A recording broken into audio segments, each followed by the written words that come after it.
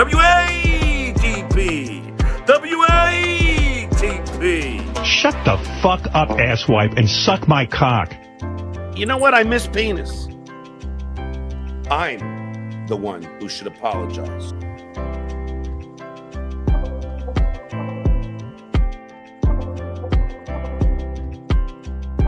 It's unbelievable what a creep this guy is. I'm famous. I'm Stuttering John Maletta. Criminal. 35,000 a year.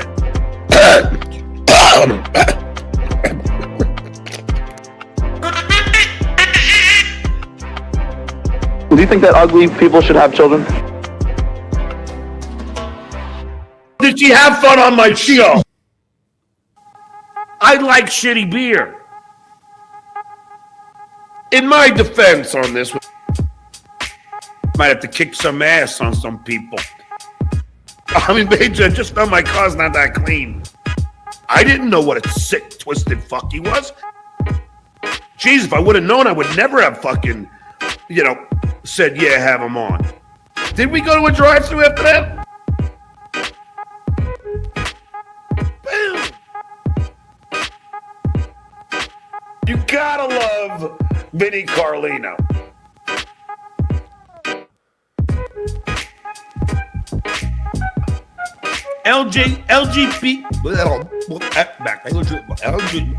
LGBTQ plus. Lady K has not been wrong. If he says he's got proof, he's got proof. Is John the stupidest guy in the world?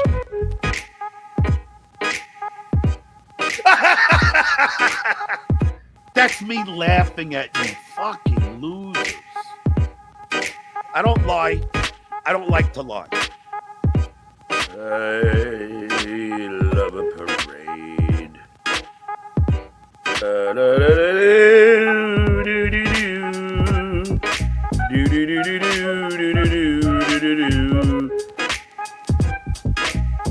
I laughed my ass off. We were laughing our asses off.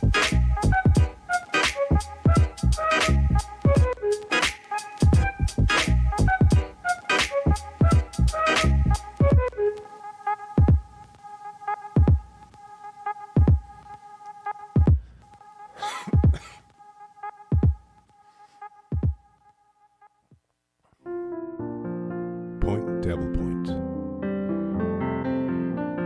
A Stuttering John Melendez roundtable discussion. Dabble Point, a weekly discussion. We get caught up on all things Dabbleverse. I'm Carl Hamburger from Who Are These Podcasts?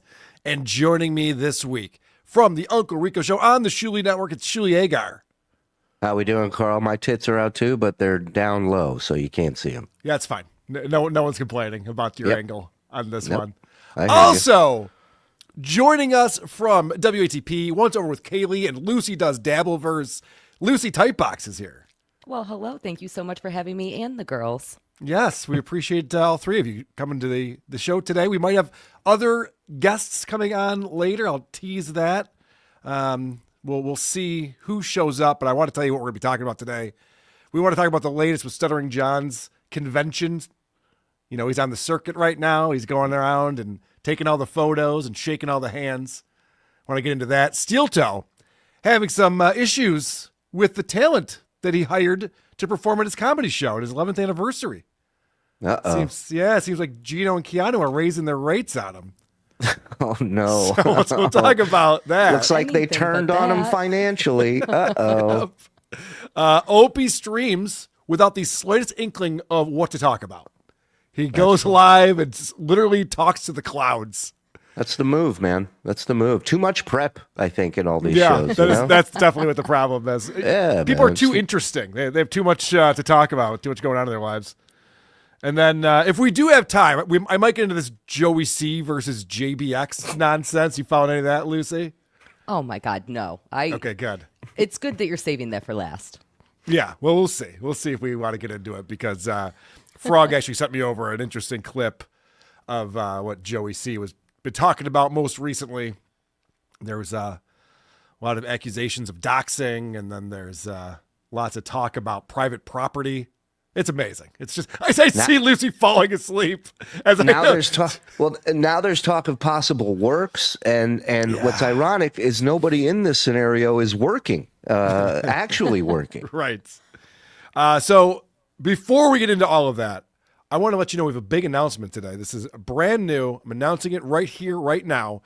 WATP Live, September 5th. I don't know why I said February.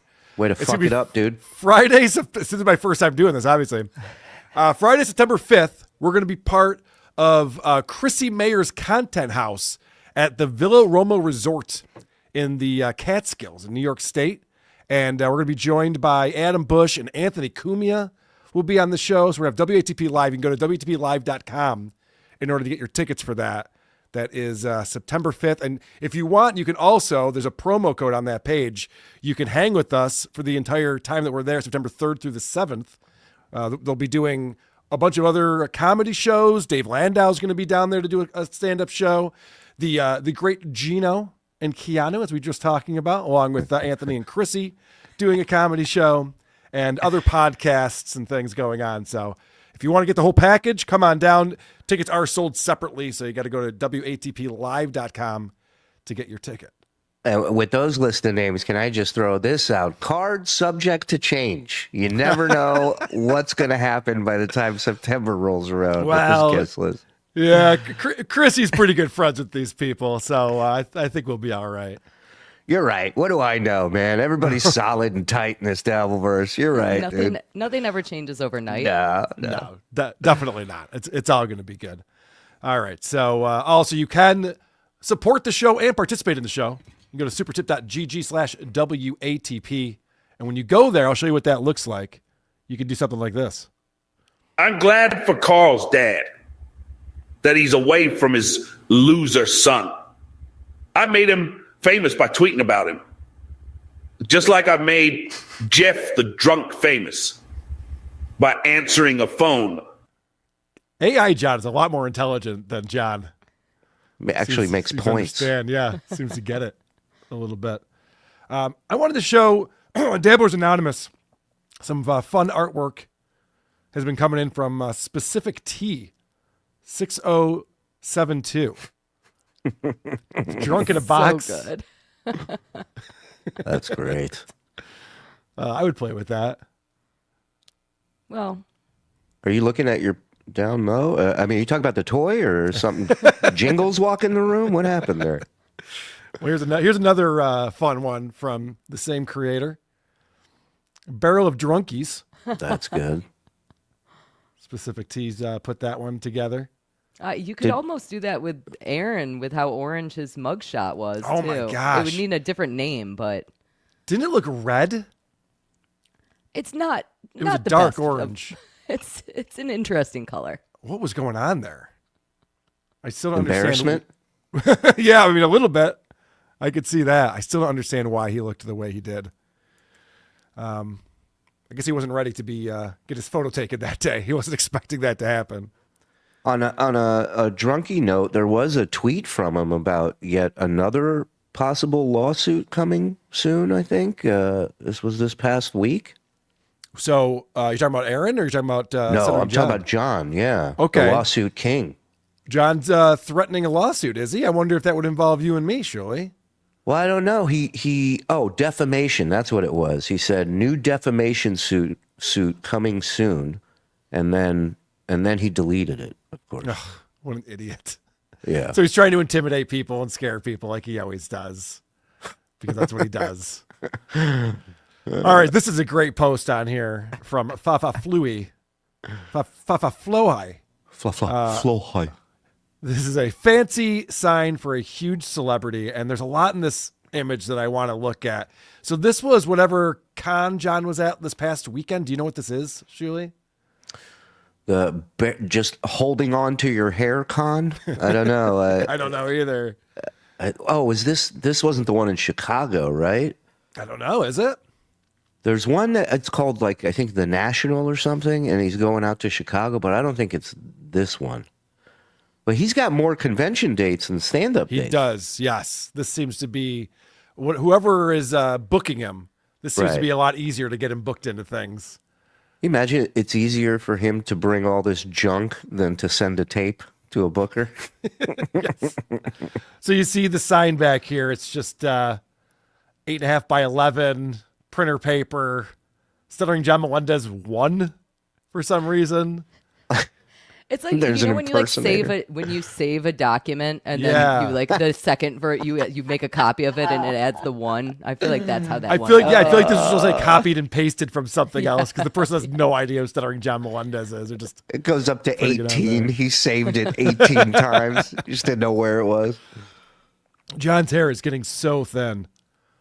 And long, like I'm hoping he's going through that phase that he went through when he came back. We were watching Yes. him on MLC last week with you. By the way, you stole Yeah. the show again. In case you forget, man, we haven't seen that in a while. But that show was such shit until Carl showed up, and John was screaming from the second you came on till you went off. Yeah. But his hair. I remember when I left, I go, all right, I got to go. I'm doing Drew Lane's show right Yeah. now. This is after I was on for an hour talking to John. Yeah. John goes, run away, pussy. That was great. But I hope he's going through that long hair thing. I like the girdle is on, of course. That's in full effect. He's got to move to like be a hat guy. I think he's got to figure out what his style. Maybe he's a Yankee fan or something. Because this is no bueno. I got a hat for him. This one's clean. Oh yeah, there He you go. wants to wear That's a it. nice one. Yeah. I feel like you have to have the right forehead for a hat, and his is too big, and it's gonna look so weird. He does look terrible in a hat. That is a good point. Maybe he's a sombrero guy or a sun hat. You know, one of those hats gotta the find the women right wear. style. Yeah, like a Kentucky Derby hat. That That's women's what wear. I'm saying. He can't just do a traditional ball cap because he's got to go. He's a big celebrity. He's a big shot. He's got to try something else that'll make him stand out a little bit. The menu is my favorite. The price list. I love the menu. I want to get into that, but also this tripping the rift. He's carrying this around with him. Did anyone ever watch the show? Has anyone ever heard of it? Here's the question: Who do you think? What do you think's had more viewers over time? Tripping the Rift Okay. or the NFL Pro Arm Wrestling God. Championship or whatever the fuck that That shit was at least on CBS. I don't know what tripping the that was on. All right, forget the arm wrestling. Kareem Abdul-Jabbar roast or Tripping the Rift? It's even. I think that's even. I just never heard of that show, and the fact that he brings that around and the random shit that his mom probably saved for him or something. Here's my question Go about- back over for a second. Yeah, what yeah. are those printouts? Those. What is that? It looks Something like a wish photocopied list? playbill. Yes, it does. Or maybe it's What like out is of a that? newspaper clipping or Stuttering? something. It says Stuttering John something wish list. Yeah. Well, we got God real- damn it. Why real would you make zoomed us in. look at that? Hold on. Not there. Stuttering John's greatest hit and wish list? Doesn't it Greatest look- hit? Why are they okay? So I don't understand this because there are multiple copies of this there, which implies that he is signing this. Is this something that he is saying is memorabilia? It must That's be my- because it's obviously printed out. You can tell like the file name is across the top on here. And again, it looks like on the worst printer of all time. Yeah. Change the toner in that baby, please. Hey, Beer Can Jerry, your printer's low on ink. All right, so yeah. this is what still sells it for me. This steals Yep. the show right here. So this pricing, pretty creative. I don't know how he came up with these numbers. Pretty creative stuff. Every single thing is $30 unless you get two things. Then it's $50. It's a good deal. So What a shooly this guy is. Yeah. What a fucking shooly. an 8x10. Who sells 8x10s? Wrestlers, The same person that sells DVDs models. in 2025. Is this a thing that people want? They want a Stuttering John 8x10?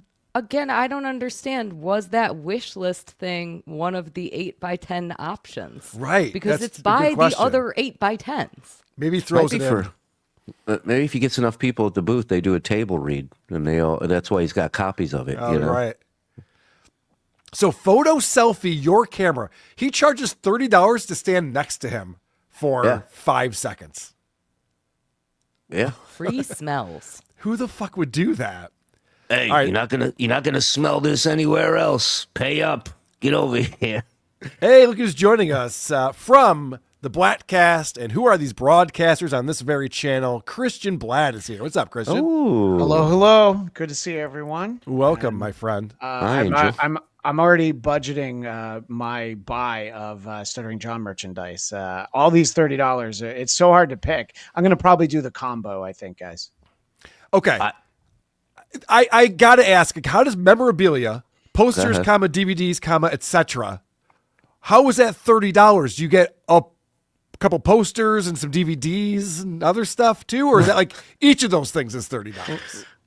I'm gonna let people behind the curtain. I might be a little bit of a nerd. I may have been to a comic book convention or two. That's your own memorabilia. So if you have John stuff, that's paying. You're not buying it from him. Maybe he has another table where he's also selling it. I doubt it. So yeah, you have to have your beloved DVD of One Too Many that you're like, oh, I can't wait to get this signed. Gotcha. I see. Okay, so that's just that's just $30 is an autograph. I thought he was just giving away trash, like stuff he wants to get rid, like a blind trash bag he was giving to people for $30. This is the Hardee's wrapper that was on the floor of my car. All Coors cans. It's beautiful. Right. Now let's talk about typos here. John, he likes to be a little nitpicky with people and talk about their grammar. John's book signed is a plural version of John for some reason. I guess there's multiple John made this book or something. We all have a little John in us, don't we?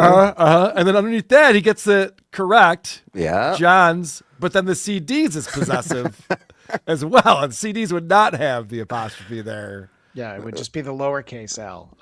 We should fix this sign for him. And cameo/video greetings is also $30. Mm-hmm. What does that mean? Why? First off, he's doing a cameo while you're there in front of him. His cameo is like $50, isn't it?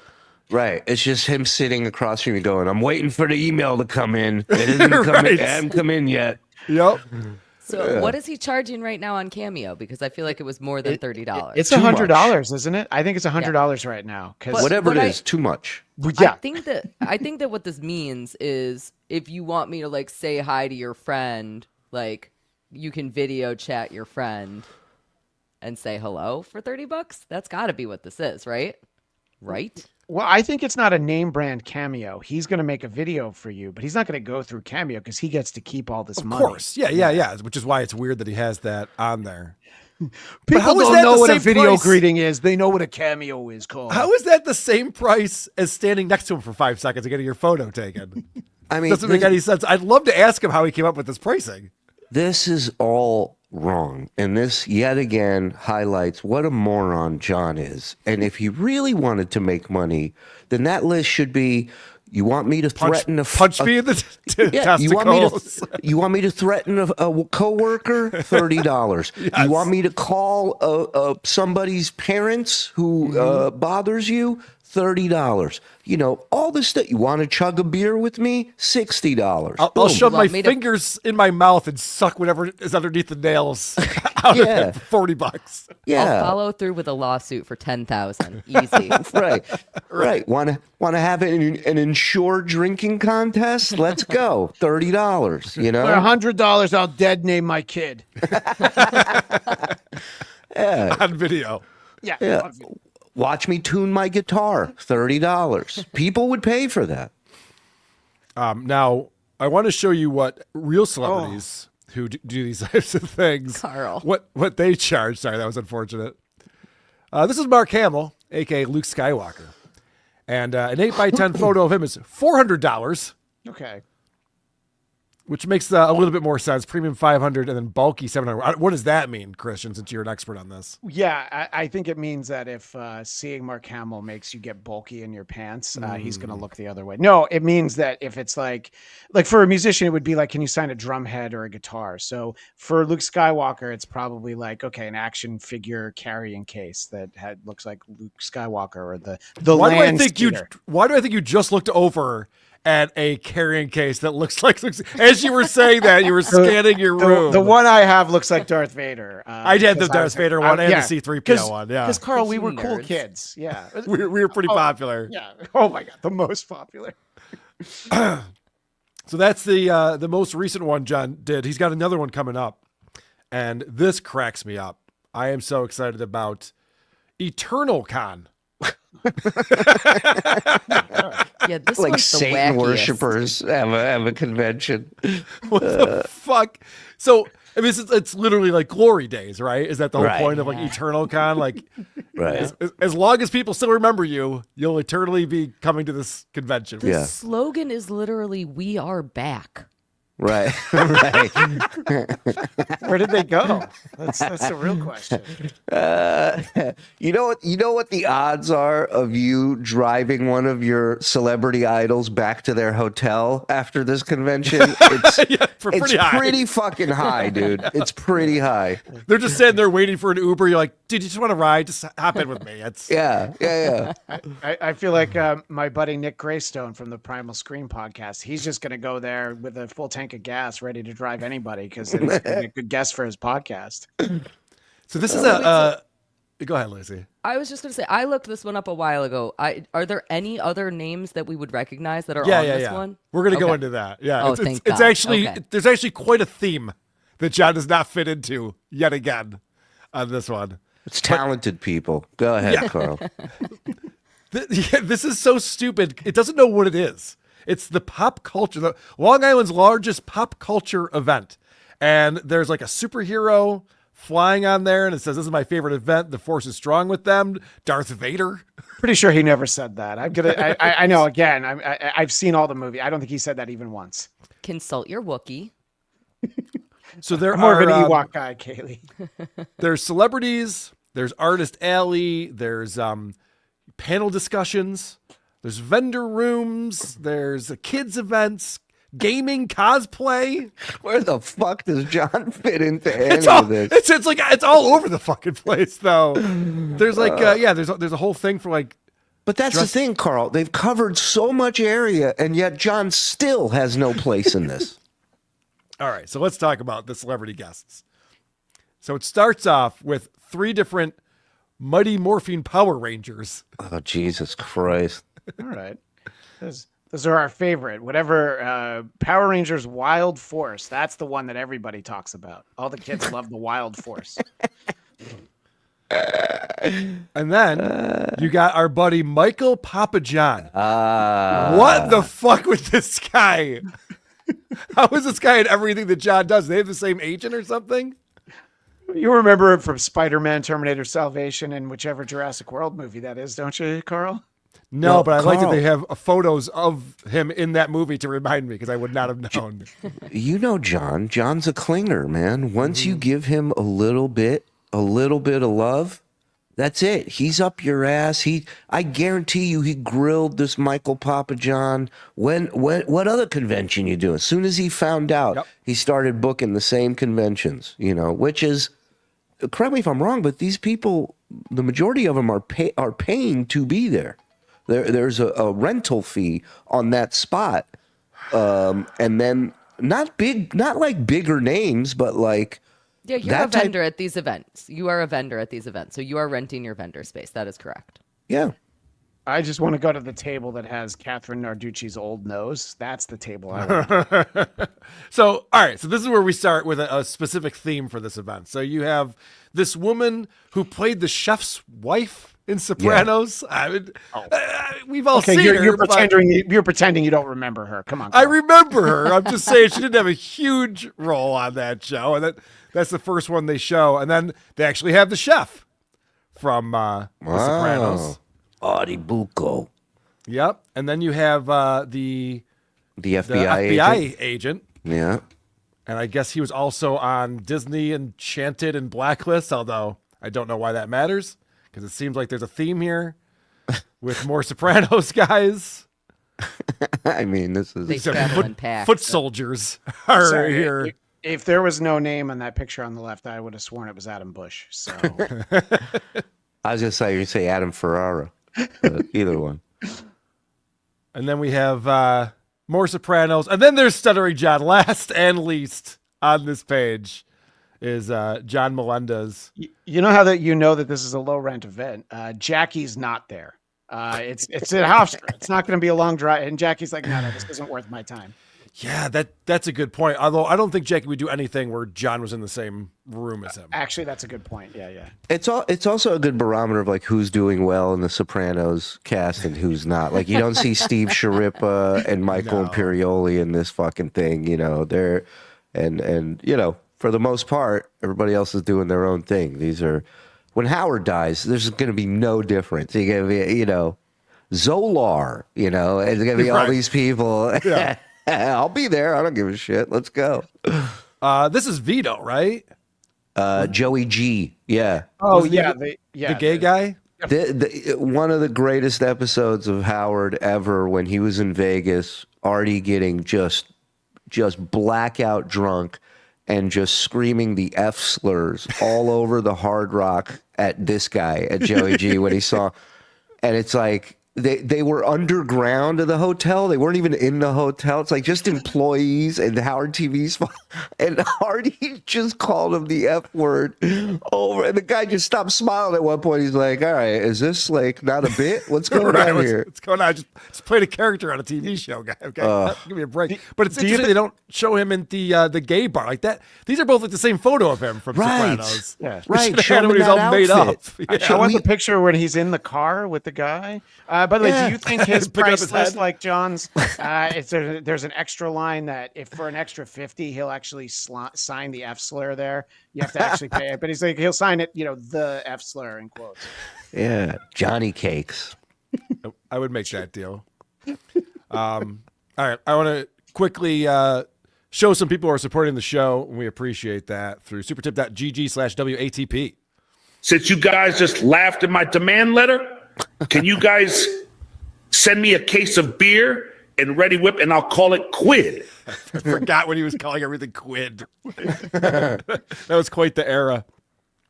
Oh, Lucy, did you meet KJ when we were in Boston? I did. KJ coming in with $50. Thank you very much, KJ. Very generous of you. Yeah, she was awesome. KJ was so wonderful. She seemed to have a good time. I guess we're still friends, so that's a good sign. Who got John on the D-list con circuit?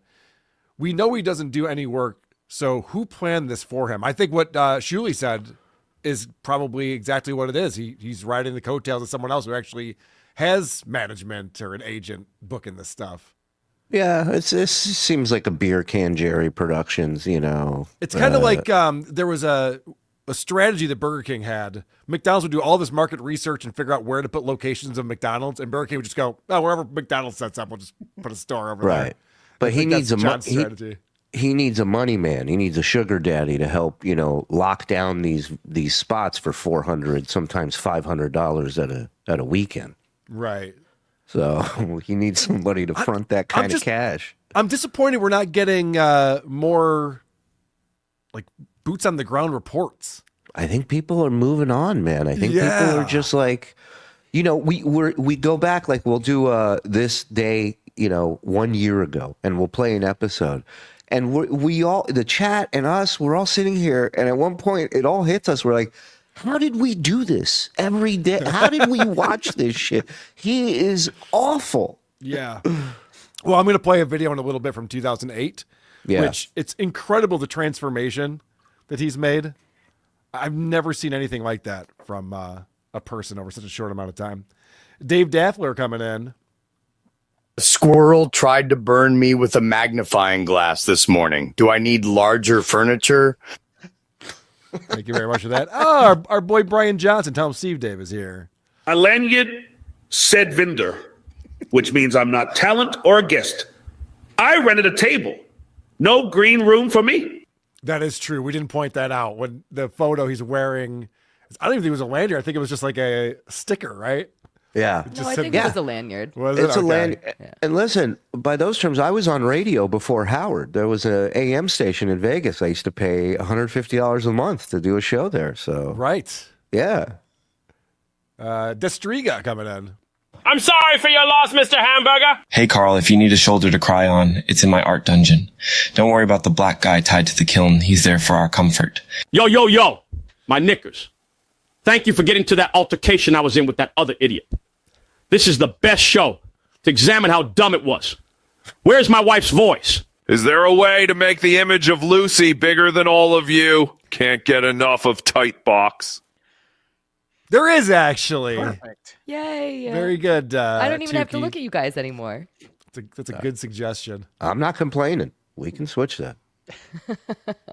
Locks and Docs. I just realized there's 2 guys on the show today. Must be before I was on. It's obviously. Yeah, of course. That was clearly it. There are some distractions. Or he knows you. That's also true. Barrister says Lucy, titties, boobs, sweater puppies, nom nom. Thank you. I think those are compliments. I don't know what he's trying to say, Lucy. I'm pretty sure those are compliments. And then Robert Christensen. Carol, do you want to piss off the Rifties? Oh, I know. I probably should have gone after. What was? I can't even remember the name of the show. What's it called? Something through the rift. Oh, tripping through the rift. Tripping the rift. Yeah. All those Rifties out there are gonna get upset. Rifties. Jack Sampson forever. My heartfelt condolences for the entire Heberger family. Question to the beautiful Jews on the panel: is it true you don't believe in hell? Oh, I believe in hell. It's in Alabama. We just started covering SteelToe. We still watch John clip. There's a hell. Absolutely. It smells like Pottstown, Shuli. Lucy, do you want to answer that question? Is it true hell? that Jews don't believe in hell? Do we really want to get into Judaism talk here? Well, because my dad converted to Judaism. Yeah, I learned that you were Jewish. I'm not Jewish, but my dad converted to Judaism. Carl's Jewish. Many years back, and I'm wondering if he did that so that he wouldn't have to go to hell. As if you didn't have enough problems. Now he's Jewish. Like he practices Judaism. Doesn't make him Jewish. That's how that works. Or maybe it is. You tell me. 97 Puffy. I think Lucy and Adam Bush would make a great couple. Lucy Tightbush has a nice ring to it. I like it. Shout out, Puffy. LRush30 says, do you think John has seen the H3H3 lawsuit and thinks he has a case? I don't think John's seen anything. Yeah, I don't think that John knows what any of those words mean, but boy, is that an interesting lawsuit. Yeah. So what is the lawsuit exactly? I don't know the details of that. I don't even know the best way to, I don't think that I'm the best person to describe it. Usually I feel confident about describing the legal stuff. It is really nuanced, and it is going to be really interesting if he takes it further, and I think that he will. That's what's so interesting about it, is almost everybody who does lawsuits like this, they end up settling out of court, and so we never get real appellate decisions on them. And I think he is going to truly drive this one into the ground, and we are going to get to see some stuff. So is the basis of this people trolling him, or the basis, as I understand it, and again, I haven't looked at it a ton, but the basis of it is that some of, what's the other dude's name? Some of Hassan's friends, Hassan Piker, Hassan Piker's friends did a live like Twitch stream of the nuke that he did, that H3H3 did, and did a very little commentary on it. And so he is suing them on an interesting basis that I can't remember the exact details of. But it's really, I should look into that and talk about it at some point. Perhaps because that will be a thing. Because Ethan Klein did post that as bait. He wanted to set them up for that so that he could sue them. It's almost like shit porn. Right, yes. It's a different version of shit porn. Very similar to that. What I'm actually the title of the lawsuit. What I'm fascinated by, we covered it on this most recent episode of Who Are These Podcasts, is the Brendan Schaub new lawsuit. That just I watched that segment you guys did. That was great. Yeah, Podcast Cringe has a video on it that we were scrubbing through a little bit. And it's fascinating that this guy was selling a company he had no ownership in. He was like selling the company twice and cheating on his tax. I mean, if any of this stuff is true that's being alleged in the suit, cheating his taxes and stuff, I have a feeling that this if this blows up, the IRS will look into it. They don't like to be embarrassed.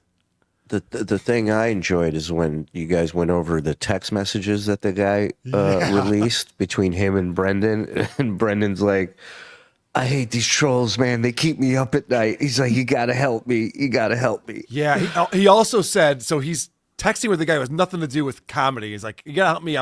All these people are putting negative reviews on IMDb for my Showtime special. And in Brendan Schaub's mind, it was like this smear campaign. It also happened to Amy Schumer. Like, these people are all really funny. It just happens to be like a concerted effort that's a centralized, planned effort to get. They're jelly. Right, yeah. That must be what it is. Yeah. Joseph Collins. Those prices are pretty standard at conventions. It does depend on the level of celebrity. I'm just saying, like, a video takes 3 or 4 minutes. A photo takes 5 seconds. Well, how about that he's going to spend 3 or 4 minutes on a video? That video message is going to be hello. How about you just have like 3 things available for people? Like, what's so wrong about that? That's what Mark Hamill had. 3 things. That was if I could charge $400 to sign my name, I'd have 1 thing on there. Right. Yes. You know what I mean? Count Connor, the John cosplay convention would be next level. Oh, maybe that's DabbleCon 3. Yeah. John Con.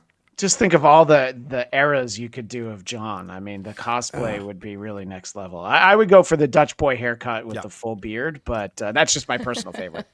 Yeah, I'd go Chinese Pete Rose, John. I'd go that. That is a classic. I like the one where he's almost see-through. He's so white. Like, his complexion got so bad. Ghost John? Yeah, Ghost John, I think is what I'm going with. Look at this. Is this the Joey C gifting 10? Who are these podcast memberships? Thank you very much, Joey C. I'm actually doing a bonus show tonight at 8:15 Eastern with Blind Mike Gear. We're doing a crossover. We've been checking out Julia Fox's autobiography, and it's insane. So that's been a lot of fun. So if you got a membership, look for that. I'll send out the link, and you can find it under the membership tab. We'll be doing that on our Patreon as well. Patreon.com/WhereThesePodcasts. How many of those have you done? You've done like 5 or 6, and she's this is our 8th one. She's still in junior high, right? She's not even in high school yet. When I tell you, 2 hours into her own book, she's 12. I'm like, Jesus, Julia, you haven't done anything yet. What the fuck? It's crazy. Carl, would you like me? Sorry. Go ahead. Wouldn't you think? So if you're writing your autobiography, and I would imagine that someone would have told her this, like, all right, can you start with you dating Kanye? And then you can always like have flashbacks and talk about how you got there. But Ye hasn't even brought up yet. I'm like, this is why you're famous, idiot. Why are we reading about your childhood? Let me know if you'd like me to read some of these super chats, Carl. I feel like you could rest your voice a little. I know. I woke up this morning in Detroit Rock City. Yeah. I had to get up early today, so I'm a little off. Well, so it's go ahead and take it away. It's probably the comfortable air conditioning in the suite at the Tigers game. My buddy, it was so nice. I can only imagine.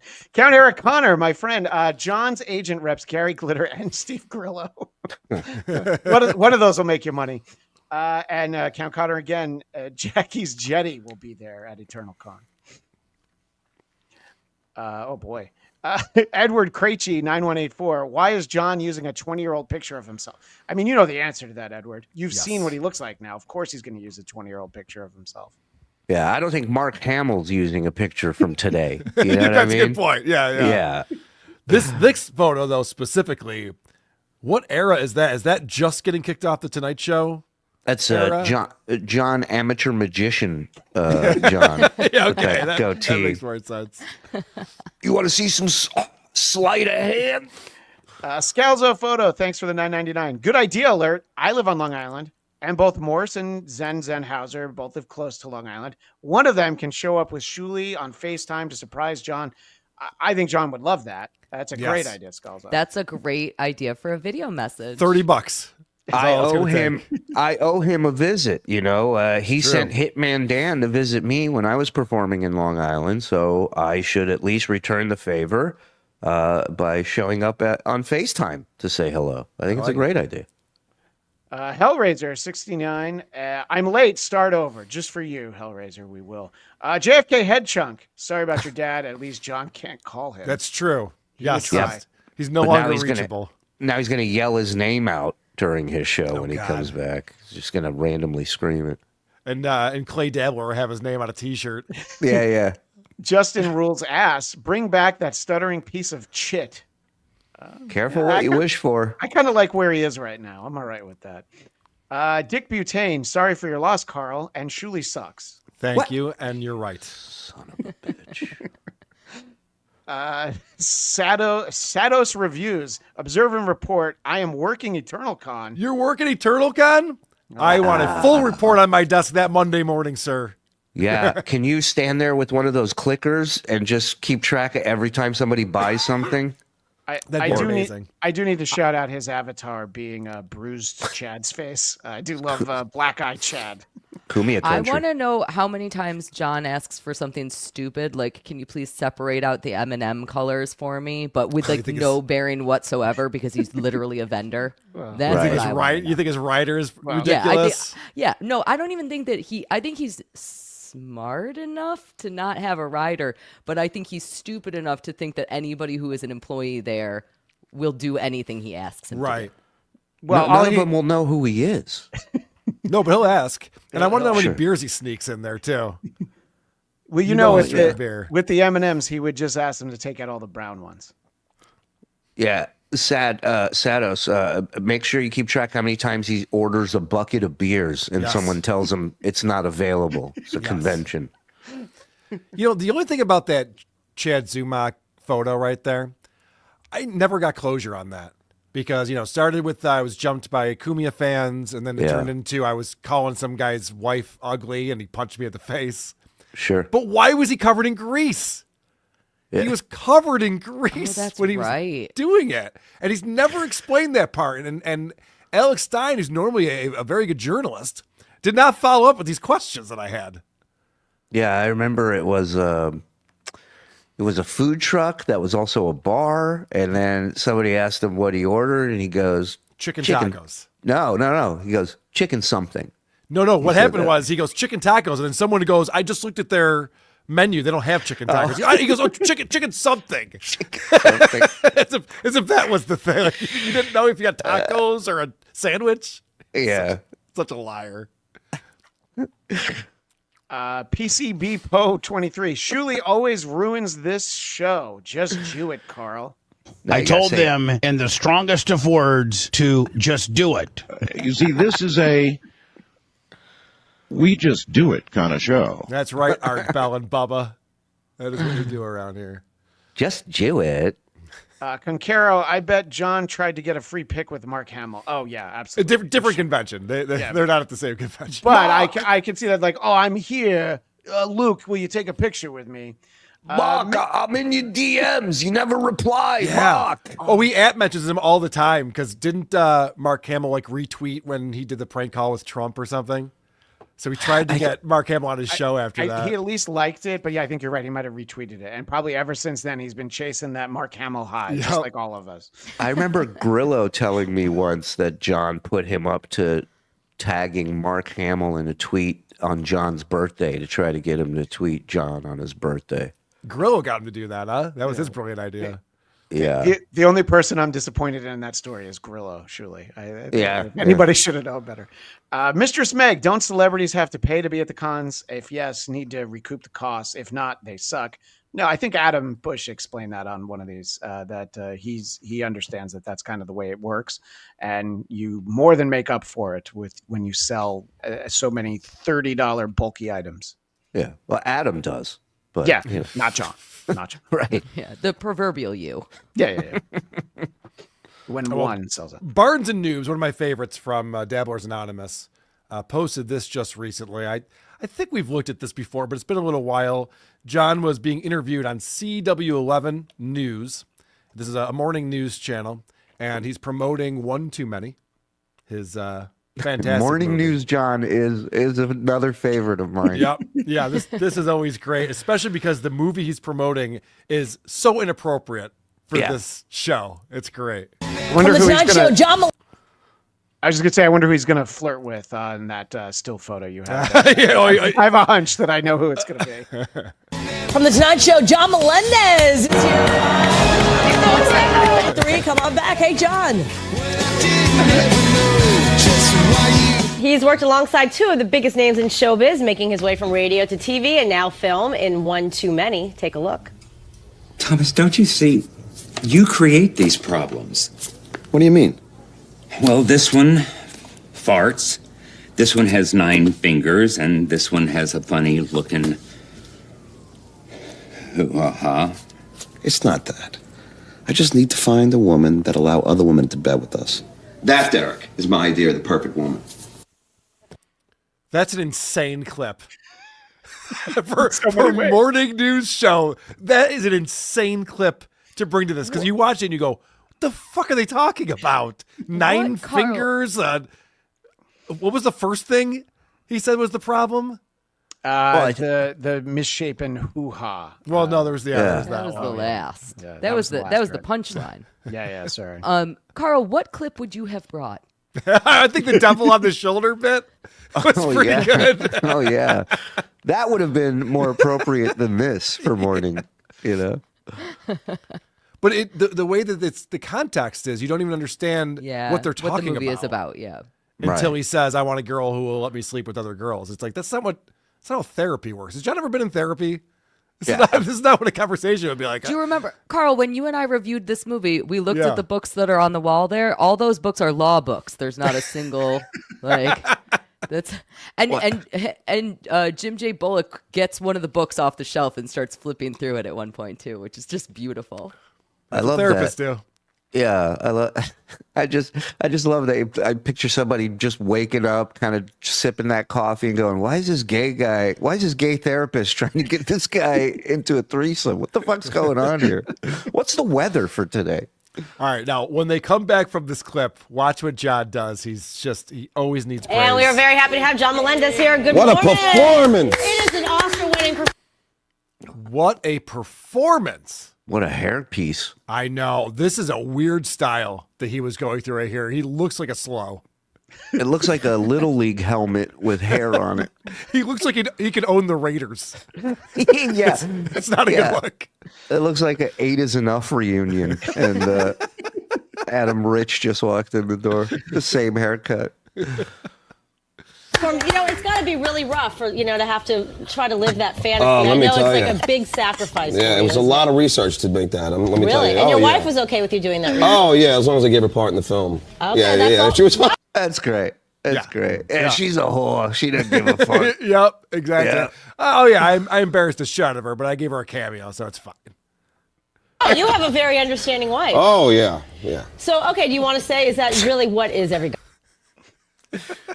Really compelling. What an interview. Yeah. She's literally throwing you, just a giant beach ball underhand pitch to go, she's great. She's great. I love my wife. Something. He goes, oh, yeah. He's thinking of what he actually wants to say, which is the truth. And he's like, oh, no, I can't talk about how much I hate her. Right, yes. Well, correct. He can't talk about how great she is because he's trying to hook up with this chick that's interviewing him. He doesn't want to cock block himself.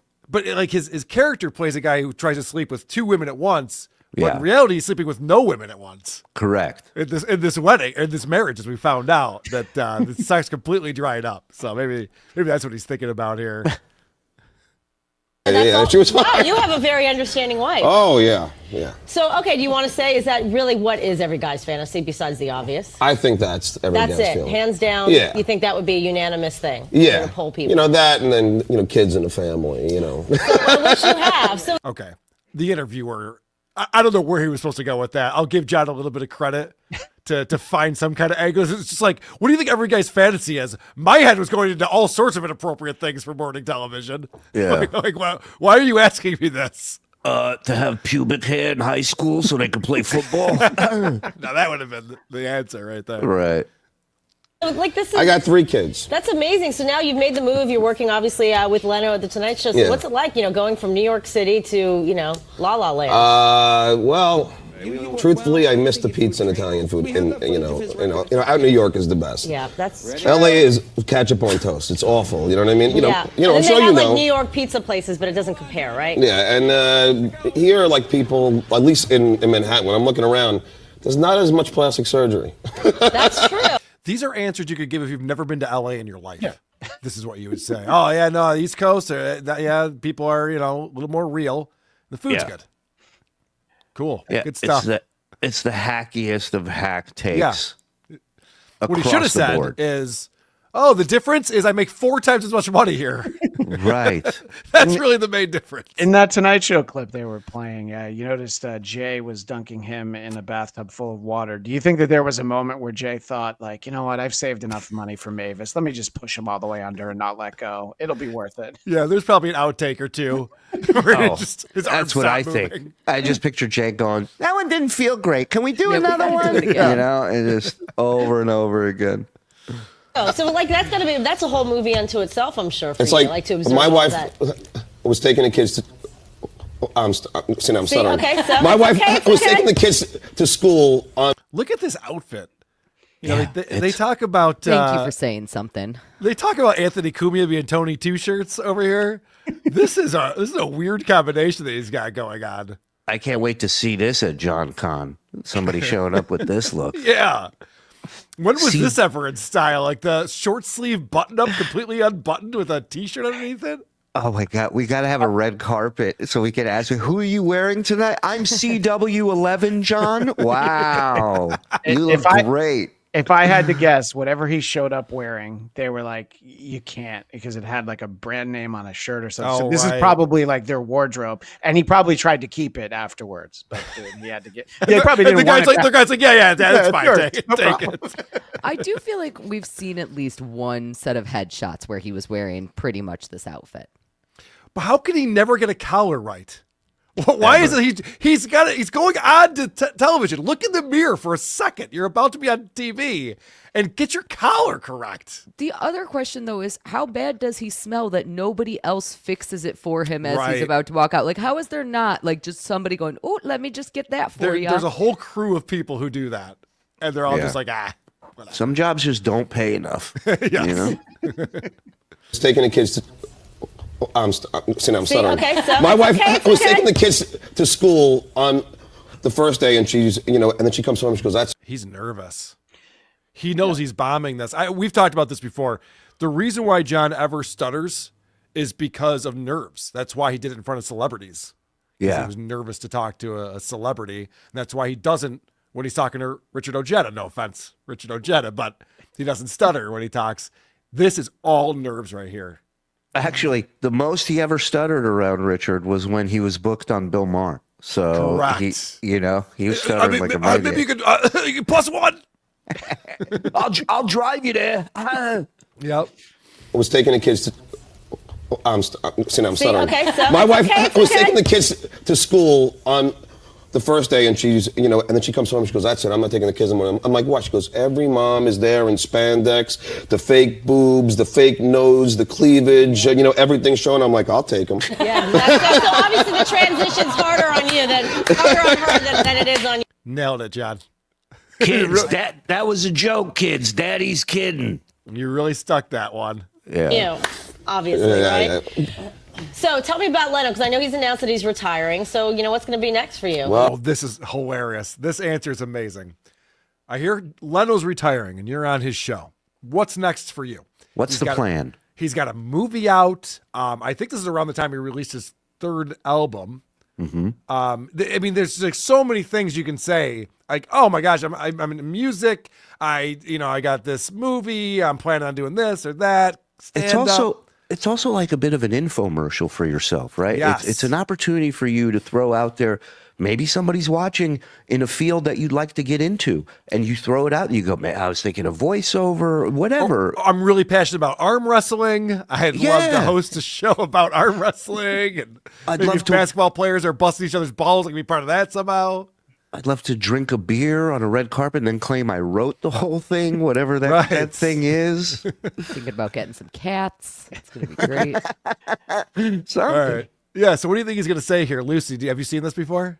I have, but it's been so long that I don't remember at all. All right. It's got to be dumb. Oh, it's the best possible answer, knowing John. Well, he's leaving NBC in 2009, and I'm hoping that that he gets another job somewhere, and that he likes me so much he brings me along. You just get to go along for the ride, Yes. right? Okay. This is a man who knows what his role on the show is.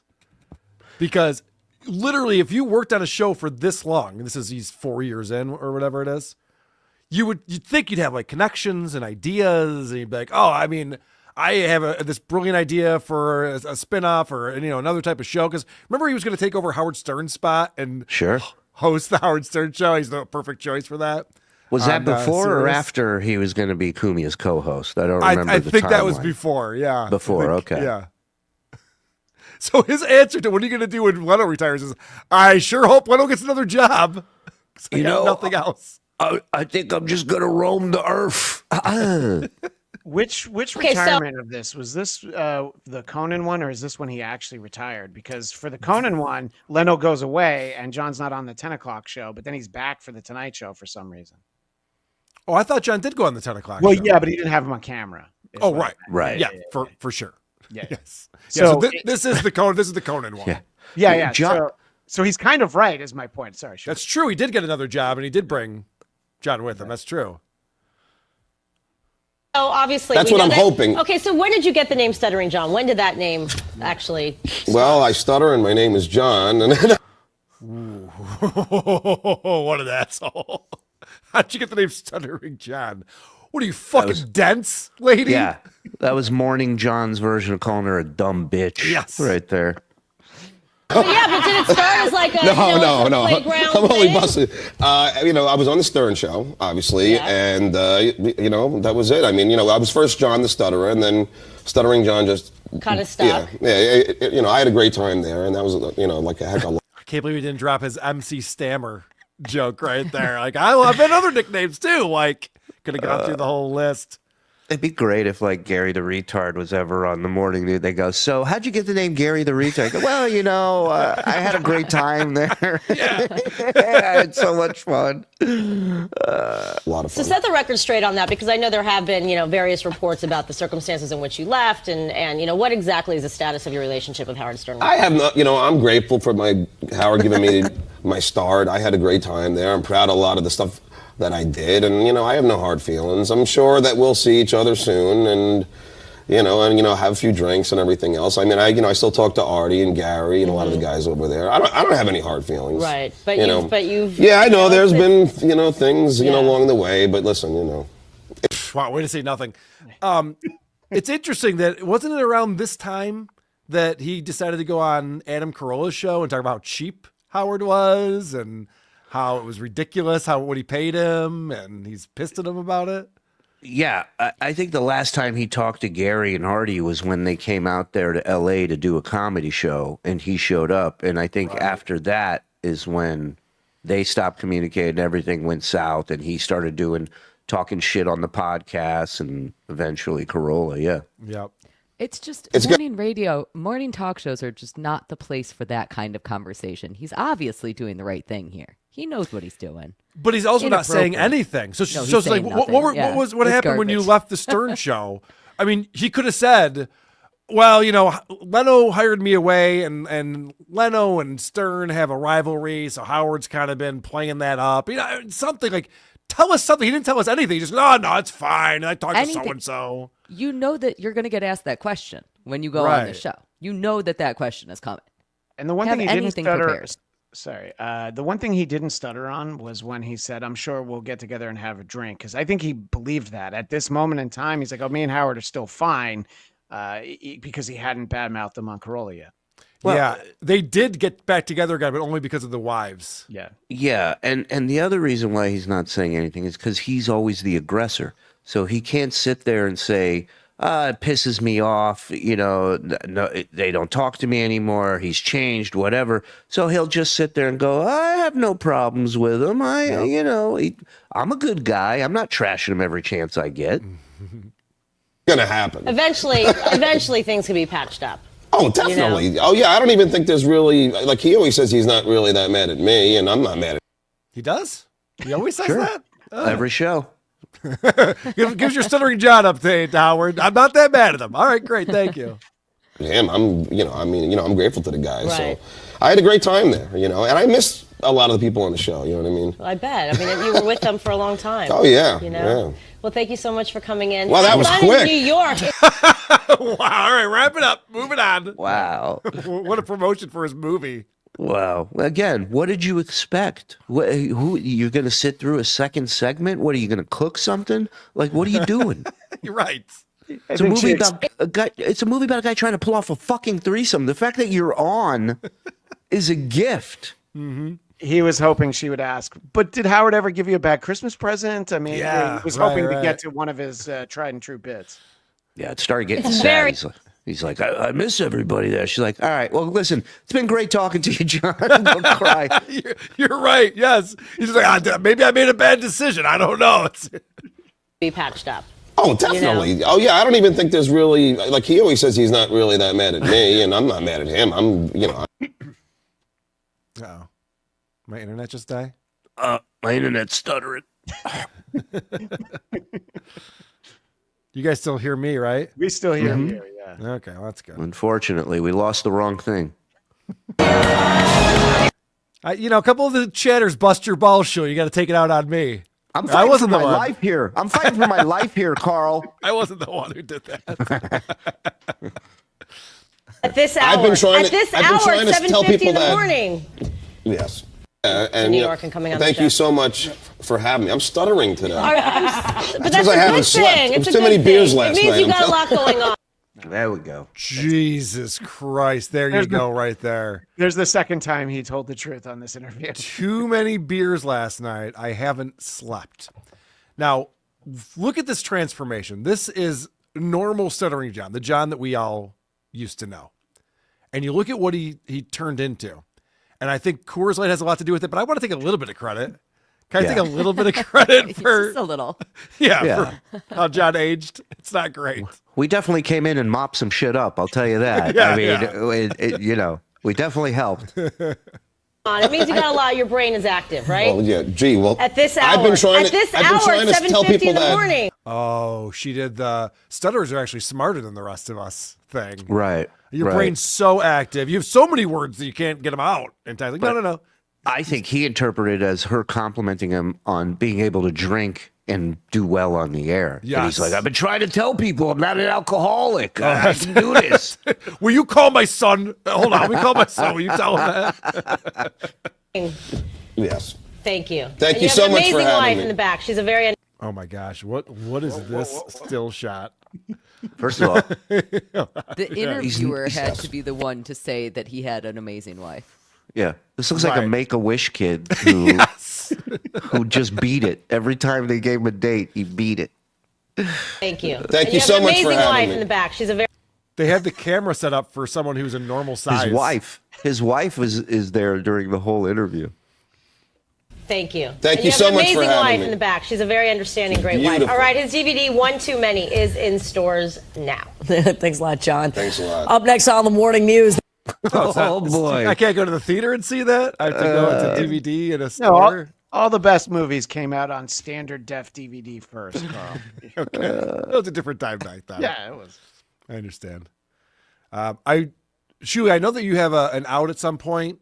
Are you good? Are you good for now? You good for? A I little can bit? do like 10 more minutes. Yeah. All right. Well, I want to get caught up on supertip.gg/WATP, a great place to participate in the show. And then we have some Opie stuff to get to. We have some SteelToe stuff to get to. But first, let's look at Dave Daffler, or as I call him, Dave Delafiore. Okay, I admit it. I'm no Amber Lynn. That's Dave's new favorite. Listen, Amber Lynn is interesting to hear what she eats. Yeah. She's on a journey. Don't hate, Lucy. Come on. I was a avid listener many years ago to her. Yeah. The skinny years. Watch You're her. into her? Yeah. I don't know that I would call them that, but yes. Right. Catalano TV coming in. Yo, Shuli. Yo, Carla. This is Joey C's AI voice. Uncle Bob. Tapping in with a super tip straight from the streets of the algorithm. Shuli, you've been running your mouth longer than Lou runs from a salad. Damn. That's Catalano TV cold-blooded. coming in hot right there. Damn. I love his producer, Uncle Bob. Is that So his does name? Joey. Yeah, it's great. Dave, again. Carl, no joke. Most sincere condolences to you and your family. We do care. Well, maybe not Chad. Definitely not Chad. Thank you very much, Dave. Mason in Portland says, supertip.gg/TSN about fucking time. Yeah, that's a work. That's not even legit. All right. Sorry. Thought we were making a big announcement here. I didn't realize. All right. Zach Hoffman coming in. I'll protest like too much Lucy's chesticles. Shalom. Well said. Mike Dick. John has a bowl cut. He put the bowl on his face and cut around. Yes. It did appear that way. And then Mistress Meg, don't celebrate. Oh, we did that one. Did we do that one? Yeah, Right. we did that one. Yeah, Starting here then. Yeah. Oh, I saw this one earlier. El Diablo, what do you call 10? I guess on who are these broadcasters? Yeah. What do you call 10 in a steam room? Gorillas in the mist. Chaos Queen. I get into these cons with my vendor business. FC3 on Elm Grove is $550 for 2 days. He probably goes to the $225 for a single day. He has to make that money back. I mean, do you think he makes $550 in 2 days? I'm Definitely not. Sure. Yeah. There's no I think way. if he was there for 6 days, I don't think he'd make that. One hot sandwich. Well, in all honesty, Diane, these days I think of my wife as hamburger, and I'm in the mood for pizza. Proceeds to raise his eyebrows. Crotch. Adam Bush. I don't think that's actually Adam Bush. If someone looks that bad on TV, production blames hair, makeup, and wardrobe. So when he appears like that, it's clear they refuse to touch it. I think that is Adam Bush. I do think, yeah, no, now that I write it, now, that is Adam Bush, yeah. Look at Nilax. Look at John's lesbian haircut. That's true. It was very fetching. He's gone through a few stages of lesbian haircut. Yes, that's true. Dave Dallafiore, not wear ingrown ring. Yeah, not wearing the ring in that news interview. He's saying his college graduation ring. Mm-hmm. So El Diablo, again, we're going to need the beep. When is the only time you smile and wink at a... When you are looking through the scope on your... All right. Wow, there's a lot of stuff you said there, I was Christian. just like, let me put some Jesus words in there. Christ. Yeah. You might want to take up some anger management or something, dude. Probably have let Carl keep reading these. Gabe Owner, for you. He has a Lego wig haircut in the CW11 interview. Yes. Major Tom reports for transformations. $1.99 for transformations. Oh my God, dude. El Diablo. Why this show? Seriously, what's going on? Well, because we don't read them on our show, you idiot. That's why. What do you call with a regular job who doesn't drive a lowrider, sleeps in the same bed every night, doesn't collect welfare, and doesn't rape white women? Whoops, I missed the page. Go, sorry. An inmate. It's El Diablo. General GK, $5. I use ChatGPT to decipher John's blurry greatest hits and wish list. It's just a list of his interview questions. Oh, the questions he asked. Oh. So it's a list of what Fred and Jackie and Howard Yes. wrote. Wow. Wow. The balls on this guy. We both said it. It's unbelievable, right? It's like... Dick Butane, all of Shuli's stuff is, quote, avid listener years ago, unquote. Shuli's like, I got 10 minutes left. Great. I got a bunch of people to insult you, Shuli. It's all good. It's all good. Gabe Owner, for you, what do you call an African American chef? Yeah, that. Jesus. Oh, boy. Yeah, we do have fun. All right. I want to talk about some SteelToe stuff because he made the Daily Mail. Yeah, he sure did. Which is very exciting. I'm proud. Success. Finally. I'm proud. Our boy didn't do too bad, did he? No. So the Daily Mail wrote an article, and I love this headline. Disgraced podcaster and DJ is arrested for ludicrous behavior on air after nude photo scandal. I love everything about that headline because almost all the time, if it's like a significant podcaster, they'll say the name in the title of the article. They don't. Everything about that title is perfect. It's great. Geno involved in every breakdown of this is funny. Did you see Geno reply to the Daily Mail tweet of the article? I don't know if you were going to show that, Carl. Okay, yeah. There it is. Yes, I love it. So Geno thinks this is an ongoing story for the Daily Mail. They haven't just moved on. Hey, at Daily Mail, I just gave you a follow if you want my take on it. I'm the guest who was sent the picture. This isn't a podcast series. It's just an article. I'm going to tweet Daily Mail and go, hey, I know Geno Bisconti. If you want a deal on an automated trash can or grill, hit me up. Also, Geno's name is in the article, so he shouldn't have to introduce himself because he's obviously already super famous. Well, yeah, it's odd that he thinks that this is going to be like an ongoing thing that they're doing. Yeah, I'm surprised that Geno didn't have the follow-up tweet that said, "And I deleted the email." Wink, wink. So basically, if they want to see it, he's still got it. Also, I'm pretty sure this is just someone rewriting Will Herron's article about this. It seems very similar to that. You don't think Sophie Gable for Daily Mail did a lot of reporting here, Carl? I mean, I'm sure she's a huge SteelToe fan. She's probably a toe bro herself, but I don't think so. Just Rumble Fridays. That's the only time she really feels like the show gets to be itself. So now this is getting wild because Aaron, as we know, hopefully you guys know, Aaron went in for sentencing and was predicting that he was just going to be told he's got a $50 fine and some probation, a little slap on the wrist, and then the judge was going to go, now get out of here, you whippersnapper. I don't want to see in here again, that kind of thing. And instead, the judge was sent lots of video of Aaron not taking this seriously, not giving a shit about it, talking about how he's taking this plea deal and it's going to be $50 fine. And he can't wait to read this letter that he wrote that he needs to get off of his chest and all this stuff. And so instead of that happening, the judge went, oh, no. We're not taking this plea deal. No, this plea is not going to fly. In fact, we're going to move your sentencing to October 2nd. And so now he had to pay a $5,000 bond to get out. He got booked in jail. He had to pay $5,000 to get out and is not allowed to talk about this at all. He comes on Thursday morning and says, we're not talking about any of this. I'm never going to bring it up again. It's ironic to me that he always claims all these people know him and watch him, and yet the one person that actually watches his stuff was the judge in his case. Correct. So what Aaron said on Thursday was, I'm burying my past. I'm putting it behind me. Anyone who's talking about this shit is ridiculous. It's just dumb gossip, which, by the way, Aaron did for 13 months. All he did was talk about this stuff and build up his show with that. But now it's show. dumb. He did a fucking press tour. He did a press tour, he went on so many shows just to talk about these people. Yes, correct. And in addition to that, the time that it stops being dumb gossip is when there is a court case. That's literally when it stops just being gossip and becomes like legal action. News. Yeah, right. Insane. It's newsworthy. So he goes out there and he goes, guys, I'm moving on. I'm changing my life. I'm focusing on the positive from now on. I'm not going to think about this drama stuff.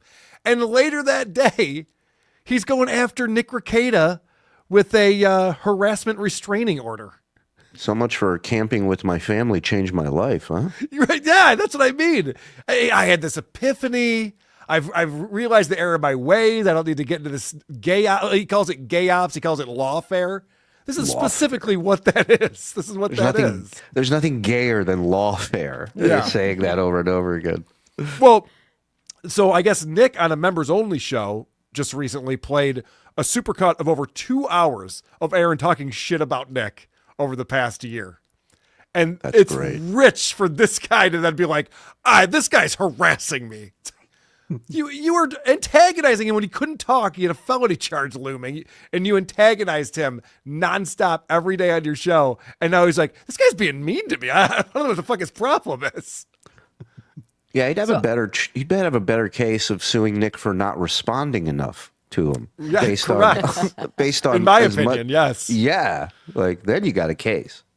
By the way, I don't know if it's been pointed out, but in case you were wondering, $5,000, getting that back would take 14 straight days of hitting the goal. So that's the way that, so I don't know if he can do that. That's a lot of goals, man. He hits the goal every day, obviously. Yeah, well, that is true. It's another perfect week after he misses 2 goals 2 mornings in a row. Wait a minute, guys. Looking over here at Cash App, we just got a $9,000 donation, guys. Well, okay, so that actually leads into what I wanted to talk about next pretty well, because he's putting on this big 11th anniversary show. He does it at Stoney's every year, and he's going to have a comedy show. And so he's flying in Geno and Keanu, and then he and probably Johnny Crutches are going to do a stand-up show for people after the cornhole tournament. Cornhole tournament starts at 2. Comedy show's at 8. So all you got to do is hang out with SteelToe for 12 hours. So you get to do all this stuff. I was going to be blasted drunk at this thing. The way you breaking that down made me miss standing next to John's jizz-soaked cushions in Rochester. Yep. I go, at least that was an event. Yeah, we know what we're doing. We know what we're making it special. We classed up the There were joint. exhibits. It was beautiful. We're making it special for people. Which one do you think would be tougher for Johnny, cornhole or standing up? Well, if you hit the goal, we'll make Johnny stand up and throw the bags for 2 weeks. Zen Man at set. This is the shitty part about Mondays. I look like a goddamn phoebe trying to keep up with this shit. I apologize. You and Roots are still having that showdown at the anniversary show, right? Yeah. And I'm paying for Roots' fucking travel, and now my featured, my headliners fucking hit me up for more money because of travel costs in this country. So, okay, my headliners have hit me up for additional costs because of the travel expenses. So I guess Geno finally went on Travelocity to look up how much it costs to fly to. When is this supposed Minnesota. to happen? It's at the end of the month. Oh, July 29th or something like that. I guess they realized that Aaron tried to send them one-way Greyhound bus tickets. Yeah. And they're like, we need a little bit more. We got to get home. There's another theory, Christian, that so Aaron on Thursday's show, the day he comes back from court and from jail, and he gets an $800 donation from Steven. And so he's like, wow, we don't have the goal until Tuesday. This covers the next few episodes, so this is great. And maybe Geno and Keanu are watching and going, oh, Aaron's pulling in some big bucks lately. Maybe he could be sharing some of that with us. It seems like he's got plenty to spare. And here he is bitching about the costs of this. It sounds like he's doing the math, and it's not going to be a profitable event for him. This is exactly like the Joe Budden podcast when people saw how much he makes a month from streaming services, $1 million a month. This is exactly the same thing, except Steven with $800. Right, yeah, it's a little nobody's different. ever heard of. A little different. Yeah, but go ahead. I want to hear. I think we're gonna run the anniversary was looking like a nice profitable little endeavor. And I think those profits are going to be eaten up. I think we're going to break even. See, this is odd right here. And Aaron hasn't done this in a while, but he teeters back and forth on getting into the black and being in the red. And if he's $20 off the goal, he acts like he has to end the show. And I guess, I got to find a real job because we're not going to make a profit. And then he gets the $20. He's like, we did it. All right, we're good. How much profit did he think he was going to make? If Geno and Keanu go, we need a couple $100 additional dollars. And he's like, well, I guess we're not going to make any money now. It's a difference then. Plane flights were originally $500. Now they're $700. And that turns it from being profitable to not profitable.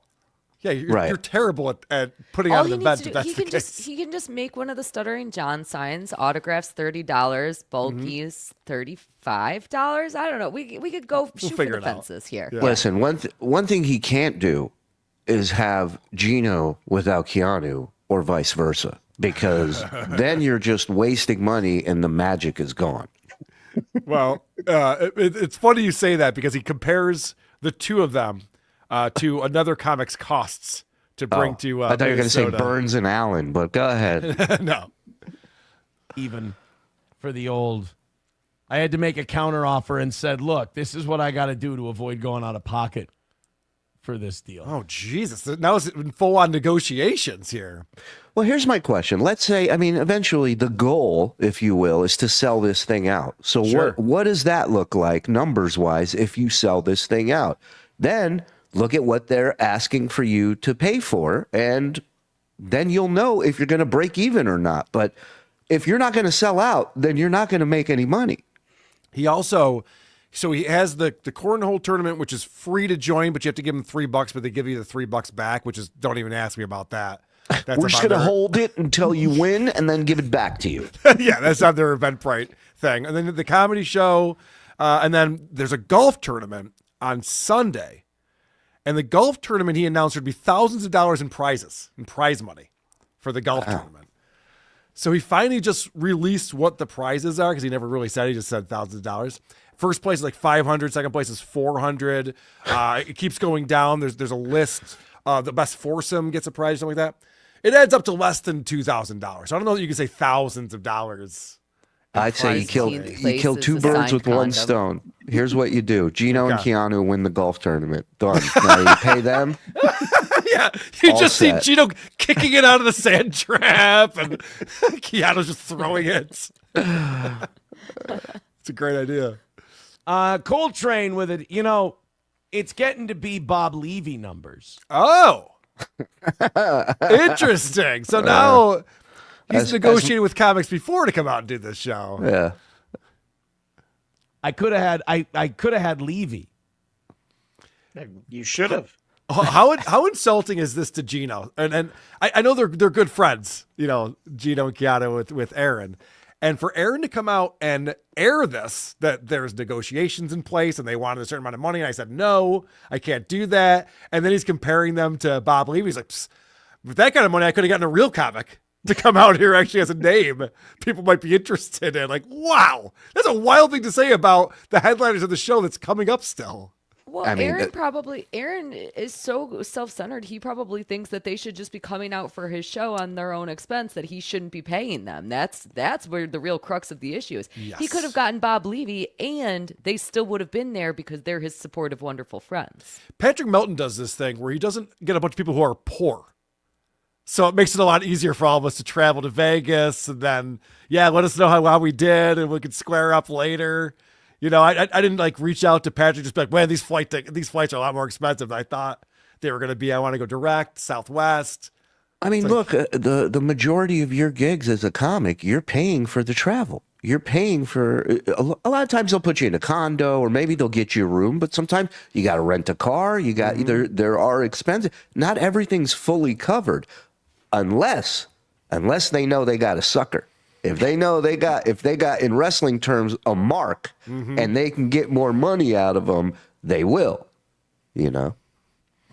You don't think anyone's going to get mad that I had a choice Between making people laugh and not making people laugh, that's the choice. He always chooses this comedy against. show. Should we get a comedian or should we get? I'm sorry. What were you saying, Christian? Well, I was gonna say he always chooses in favor of the not making people laugh. It's just his gut instinct at this point. Surely he's just used to people not laughing. But what he's doing right now is he's really twisting this knife into. He's pissed that Geno asked for more money, so he's really letting him know, like, man, I could have fucking had a actual headliner out here with that kind of money. That look on his face on the freeze frame right there is like more than anything that either of his mugshots say. I mean, look at that. Yeah. He can't believe that he has to give these two money. And I went Geno and Keanu versus Levy. Well, two comedians versus one, technically that's a better deal. Well, we were always. Is that how that works? We can get Seinfeld or we can get Geno and Keanu. Well, that's two, and Seinfeld's just one. Yeah. So that's obviously. You could see Limp Bizkit and Corey Feldman, or you could see AC/DC. Which one are you going to? Actually, Carl, I know which one you're going to, but everybody else. I would definitely go to see Feldman again. Hi, I'm Johnny Crutches. Welcome to Comedy Math. He looks scared. I don't know what he's scared of, but look at his eyes. He's terrified. Well, here's the deal. So we were looking good for a while with we had agreed on a number and ticket sales are going well, and you got. Are they? This doesn't sound like a guy who has ticket sales going well right now. I mean, the free cornhole tournament sold out 3 times. Correct. Yes. Oh boy. At the golf tournament, the whole sponsorships are going well, and that's all very nice. It's all very wonderful. And so I was taught, and we had Geno and whole sponsorships. He's trying to get. Can I get one? He's trying to get 50 people to play this golf tournament. It's not even sanctioned by the club. They're just like buying up tee times. They're just going to kind of run it on their own. So it's just 50 tee times, or I guess it would be divided by 4. Why would you sponsor that? Like in my previous life, I would work on things like golf tournaments, but it's because you have like people who work in a certain profession all in this golf tournament. And so there's certain vendors that want to talk to those people. They're decision makers. And so they want to like sponsor a hole and make sure you see their logo. What is the target audience that he's attracting to this thing? These 50 people who are playing in this golf tournament. Aside from that idiot at Stoney's, like who's going, oh yeah, I definitely want to spend some money so those 50 people will see my logo.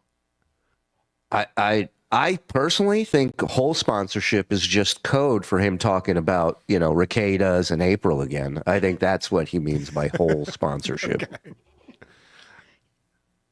And Keanu booked. And we had Geno and Keanu booked. I'm like, this is looking all right. And I went and so I contacted Levy. I'm like, it would be really cool if you came out and did the anniversary show. We're looking pretty good. And he gave me a number. And I was like, ooh, that's a little steep, but we could do we could do a show in the winter, and we could bring you out and just have a Bob Levy show. What are you doing now, Aaron? Are you a promoter? Are you just putting together comedy shows now in Minnesota, in rural Minnesota?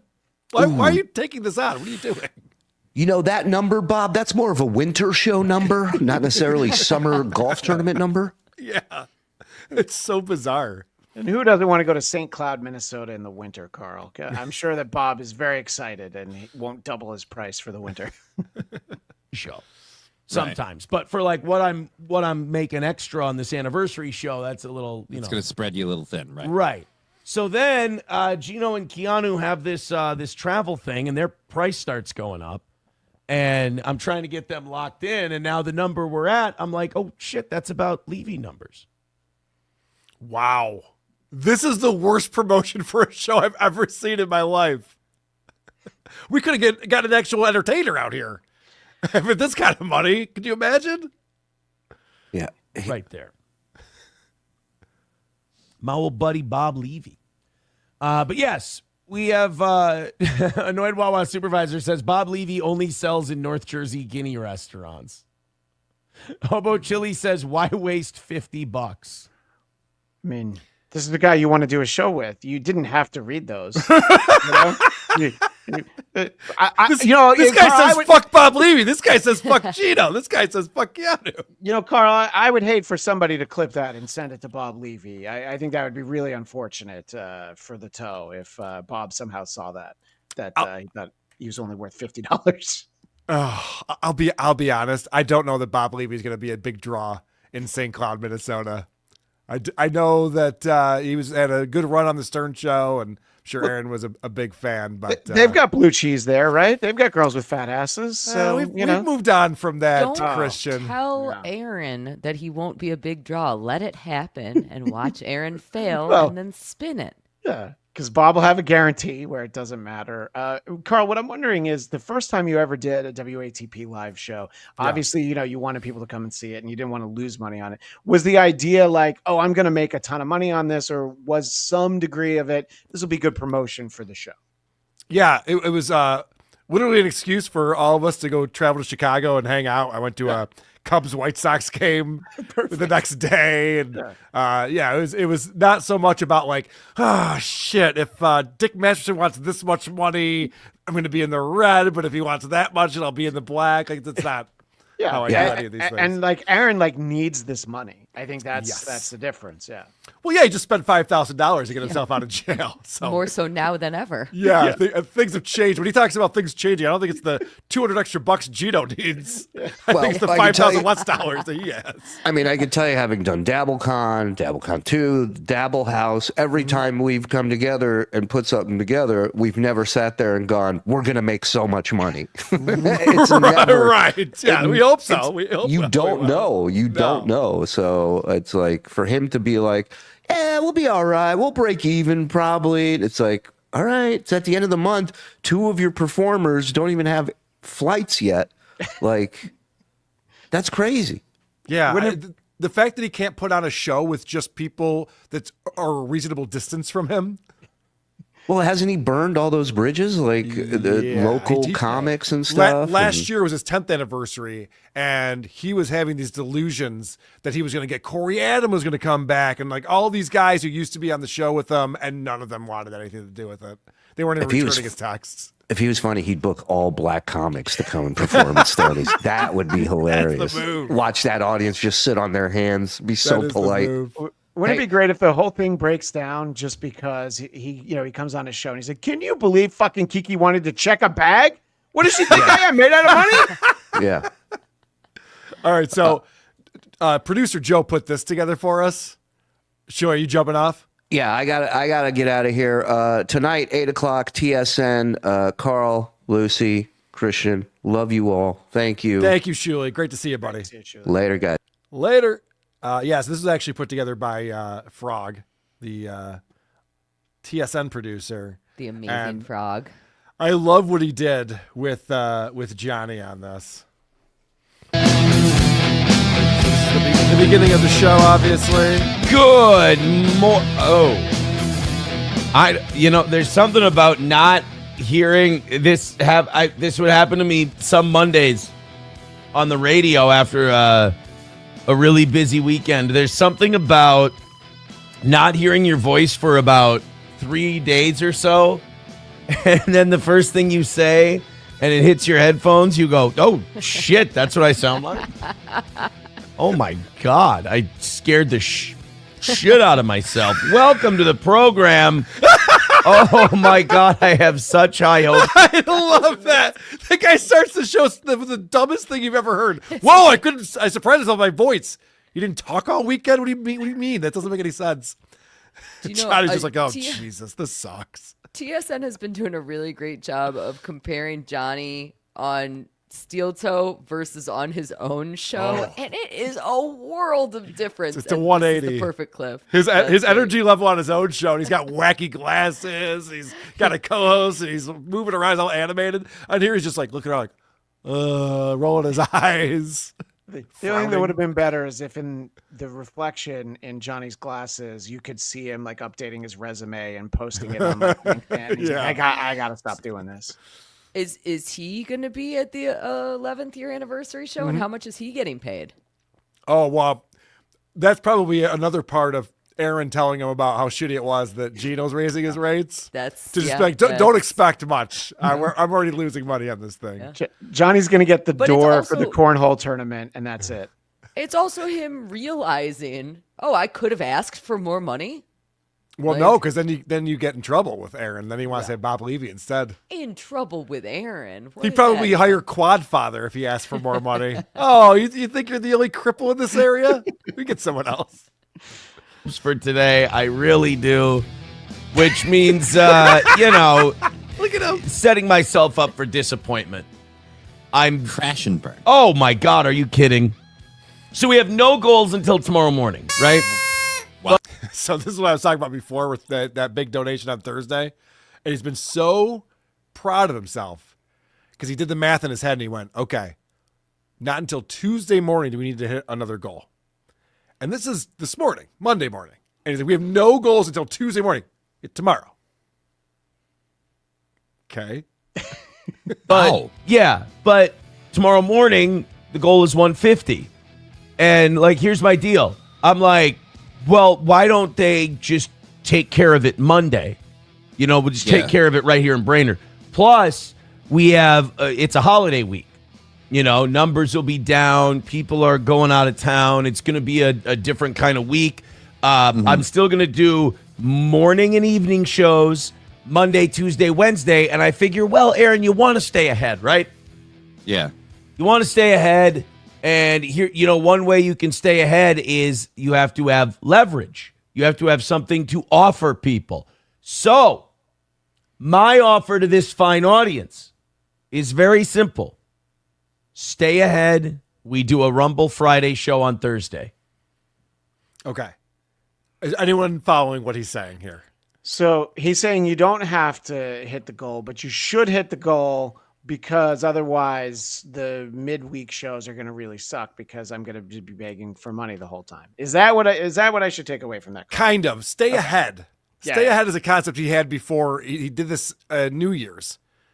If you hit our tomorrow's goal today, and we can continue to do that forever, there'll never be a goal that we need to hit. It's already been hit. Every time I show up, the goal's already been hit. Not realizing that you still have to beg for the tomorrow goal today, even when you get ahead. So that's what he's explaining. Like, guys, keep giving me money, even though there's no goal. Keep giving me money because that'll take care of the next goal. And then he's giving us an incentive on what he'll do for us. Okay. We don't stay ahead. Fuck it. I'll go to the cabin an extra day. We'll take Thursday off. So if he doesn't stay ahead, so we don't hit these goals ahead of time, he won't do a Thursday morning show. So we get punished for that. Because we all want to Rumble Friday, we want Thursday the extra shows. Yeah. Of course. Which, by the way, Rumble Friday, if you're not aware, is where you pay him to play your video that you send in. So you send him links to videos, and with $5, he'll play it at some point, and he'll play some of it. $10, he'll put you up in the queue and start it right away. $20, he'll play a video up to 10 minutes long. I don't think until you just said that, I didn't understand that that's how Rumble Friday works. That's the Rumble Friday. Has anybody ever done this? Spent $20 and made him play a highlight from This Little Piggy? They've tried. Okay. It has been tried. Right, I figured. Actually, it was This Little Piggy theme song. They tried to get him to play that video, and he would not do that, unfortunately. That's Nicey nice, whatever. Cool. But I think ultimately I'd like to do a Rumble Friday show Thursday. Yeah, because then you have more money. Yeah. We know what you want. This is a man, this $5,000, he was not prepared for this at all. He kept saying over and over again, $50. I'm going to pay $50 on Wednesday, $50. Boom, $5,000. Like, wow. Listening to his morning episode from right before he went and went to court. That is the fun. I didn't listen to that until after we all already knew what happened in court, and that is one of the funniest things that I have ever listened to. Is him being like, "Oh, it's going to be so easy. It's only a 15-minute hearing. It's just going to be like in and out, blah blah blah." Oh my god, that was on Wednesday's WATP. Right, I played all the. I love it. Oh, it was so funny. He probably had it all figured out. He was going to take the $50 from what he wasn't going to pay Johnny for the live show, and he's like, "Great, that's all. It's all perfect." And now he's like, "All right, I don't know where I'm getting $5,000 from. I will never recover from this financially." Oh my god, look at Johnny. What is going on with Johnny right here? Oh, he's a character. I'd like to do that. So if I'd like to do it. And, there's going to be lots of people that are like, there's nothing on Thursday morning because everyone's kind of taken off for the 4th of July weekend. They'd like a Rumble Thursday show. Yeah, Christian. There's not going to be a lot of shows on because it's July 3rd. Don't you think you want that? Don't you want to give me money so that I do that? Well, I do remember as a kid all the fond memories I had with my family celebrating the 3rd of July. I mean, it was so great. We would get together, we'd barbecue, have people over, we'd set off illegal fireworks on the 3rd of July. He deserves the day off, Carl. I mean, he did 3 shows last week, didn't it? Or True. 6, I guess. Yeah. Good point. So they want a Rumble Thursday show. I want a Rumble Thursday show. We've been ahead for like 2 weeks now. Essentially, I mean, we haven't had Johnny's face. He just goes, "We have." His eyes just went, "What? Why haven't I gotten paid for 2 weeks?" Yeah, I just remember missing a lot of goals. We're ahead for 2 weeks now. Okay. A lot of struggles for the last 2 weeks, and I've always said, I was like, my dream is to get ahead by a day and then stay just stay ahead. And we've stayed ahead for. This is so fucking funny because he goes through this every few months where he goes, guys, I got this brilliant idea. What if everyone gave me money for tomorrow's goal? So I'm not like stressing out and I can actually get a good night's sleep. So I'm not having stress streams about missing the goal. Like if I know the goal's already hit, it'd be so amazing for me. Plus you'd be giving me more money, which I like. Why can't we do this, guys? It is so depressing to me to hear him say that the goal is to make just tomorrow's goal, not to like make a month. Like this is the definition of living paycheck to paycheck, but as like an incredibly, incredibly sad man. Like I don't think I've ever judged somebody for living paycheck to paycheck before, except for Aaron. Jesus. Well, usually people who live paycheck to paycheck get actual paychecks because they have a job. True. Yeah. But I think to your point, Lucy, what you're saying is dream bigger. Why are you in this pathetic place? You're like, if we could just get like $150 today, it'd be so amazing. He loves the goal so much. He's always shooting for the stars with the goal. And then his exact quote was just, well, my goal is to make tomorrow's goal. Yeah. What? Wouldn't that be so great, guys? Wouldn't that be so amazing? But it shows you how stressed out he is. If he could just go to bed knowing that the goal's already been hit, oh, what a relief. 2 weeks. So I'm like, all right. That's what we're going to do. We stay ahead this week. We keep cranking them out. We keep knocking them out. I'll do a show Thursday morning. And then we'll be ahead, right? He must be a good salesperson because he's selling no product. There's no product being sold here. And he is making money. I mean, look, I understand the concept of, sending in a super chat or a super tip to get your comments read on. But there are people who are legitimately invested. Like, oh man, we really don't want him to, because if you watch this show, the last thing you want is for him to, be the mopey Aaron, like, well, I guess we did a dog shit show today. You're like, no, let's just show some videos, say some mildly and blatantly racist things, and then everybody can go about their day. But I don't know how anybody watches this and goes like, well, this is worth it. This is worth $360. If I could give it, I would. I'd like to talk to the people who are the pay pigs. We all would. We all would like to have them on this little piggy. Yeah. I think that you did a really great job of explaining this concept recently on WATP. You were looking at Tom Myers, and Tom Myers, some random girl joins his chat, says, "Hi, I'm new here. I don't know anything." And Tom goes, "Give me money." Yeah. And then my Venmo address is right here. And she does it. She does. She immediately does it. And that is, I think that some people are very easily influenced. And so if they happen upon something, then that person, if they happen upon SteelToe and SteelToe somehow helped them when they were having a bad day, now they continue giving him money. And I think that's what his fans are. And Lucy, I'm glad you brought out that example because it's no different than what homeless people do. Yeah, exactly. When you meet a homeless person, they're not just like, hey, can I do you a favor? You need me to go run and grab you something from the store? Or can I do something for you? They're just like, give me money. They say, here's my dying dog. Give me money. Give me money. Yes, I'm a vet. Give me money. Yeah. Would you like me to react to some Trump videos? Just give me a couple bucks and I'll tell you what I think about it. I have no plans for next week on how I'm going to stay ahead. So let 1 week at a time. We'll stay ahead. That's next week. He's so stressed out.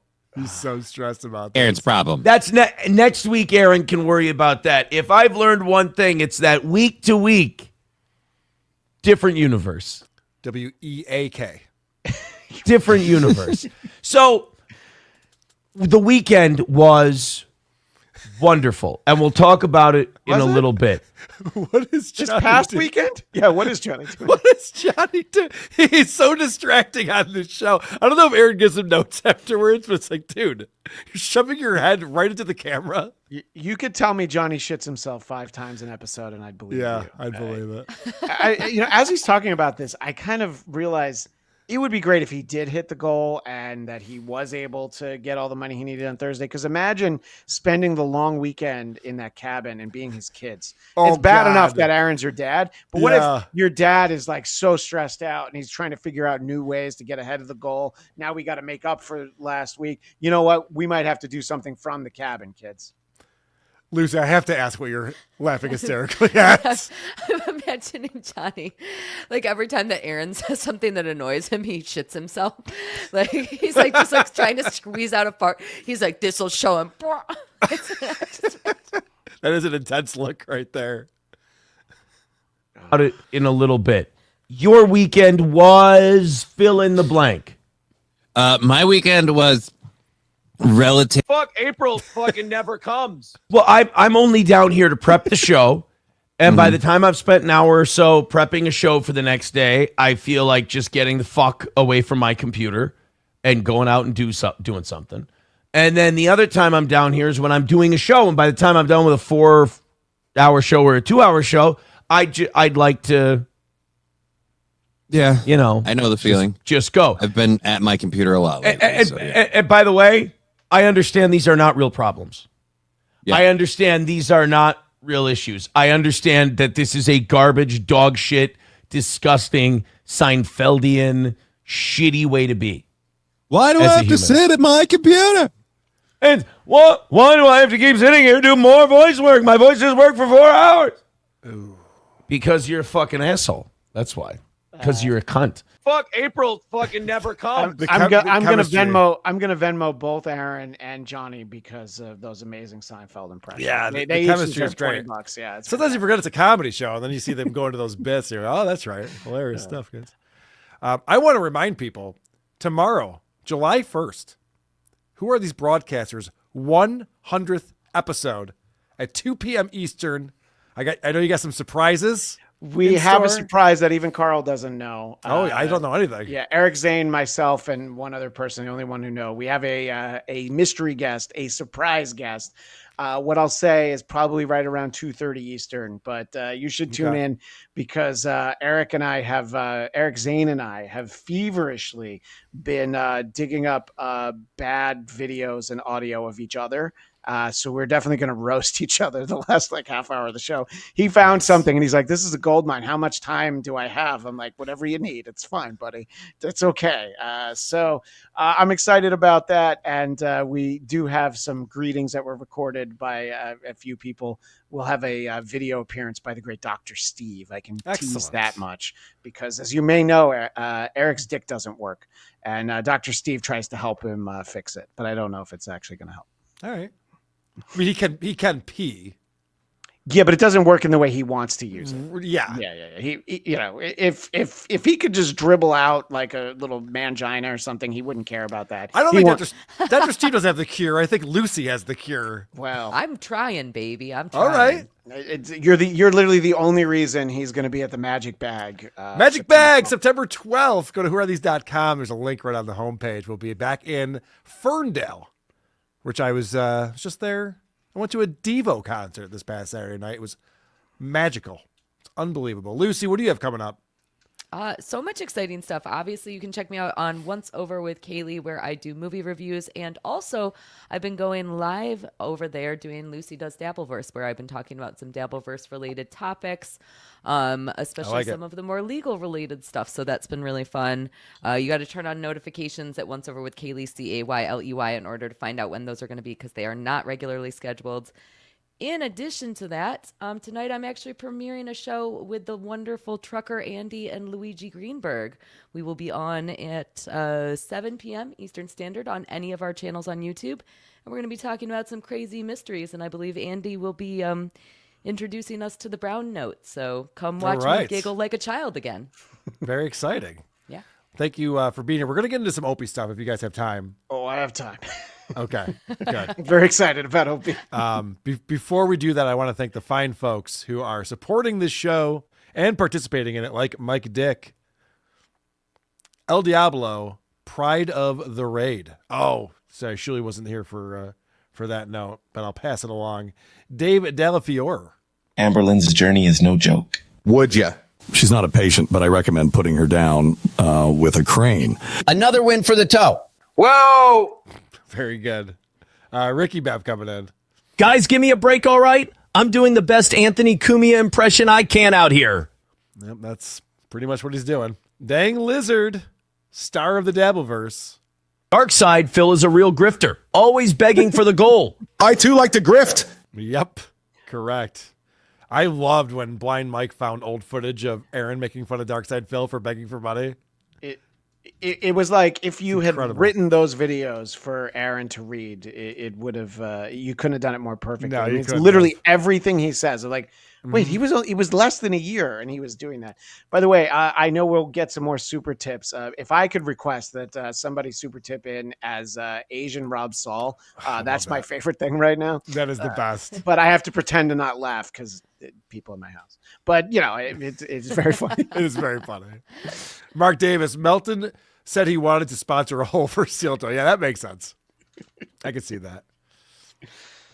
Compound David, BFP, Bennett Marchand and Ekblad all signed. Sabres and Leafs suck. Yeah, they sure do. Florida's got a really good team. How could you, Quadfather? How could you turn into such a vile, shit-covered half man? Good question. Destriga coming in. Is Lucy the secret guess? My ED would turn into a brick in my pants if she were to make an appearance. No, I mean, yes. Lucy has been on. She was on one of our Super Bowl halftime shows, but no, Lucy's usually too busy while we're doing the show. I wasn't even invited for the big 100. Come on. No, it's true. I should have. I haven't been invited to Lucy Does Dabbleverse either. I'm a little Come join me. offended. It's, Oh, it's a little late We'll now. talk about Lindsay. it. You get Blind Mike, you get all these big guests, no calls to me. Yeah, Blind Mike was amazing. Let's talk about how great he is. No, we don't have to. Okay. Eric, Duke Dingus McFirefarts. Shuli is Mossad. Don't tell anyone. I won't. AO513. Hard out when it's not on his channel every time. He does have hard outs, it seems. No, when it's on his channel, the show's like 48 minutes sometimes. So, you know, It's it kind of works the same way. You want me to read any of these, Carl? Sure, buddy. Take it from here. Gabe Owner for you. 2 chefs stole my truck. Can you believe it? That kind of ties into one we had a minute ago. Duke Dingus McFirefarts. El Diablo has been nominated for an NAACP award. Oh, Duke Dingus McFirefarts. Say NAACP like Howard says WNBC. So NAACP, I believe is what he's looking for. Nailed it. El Diablo. Sorry, saw Shuli on here and thought it was his channel. Oh, Jesus. What word starts with N and ends with R that you never want to call a black person? Neighbor. You know, bring all that over to Who Are These Broadcasters 100th episode tomorrow. We can Lucy use that. F. Mary Kill. 2009 John with Pete Rose haircut. Aaron tearing up fresh out of jail. Christian after 10 beers on a hot day. Oh, I'm very interested in this one. This is the greatest F. Mary Kill ever. This is my favorite fuck, marry, kill. Christian, let's get married, baby.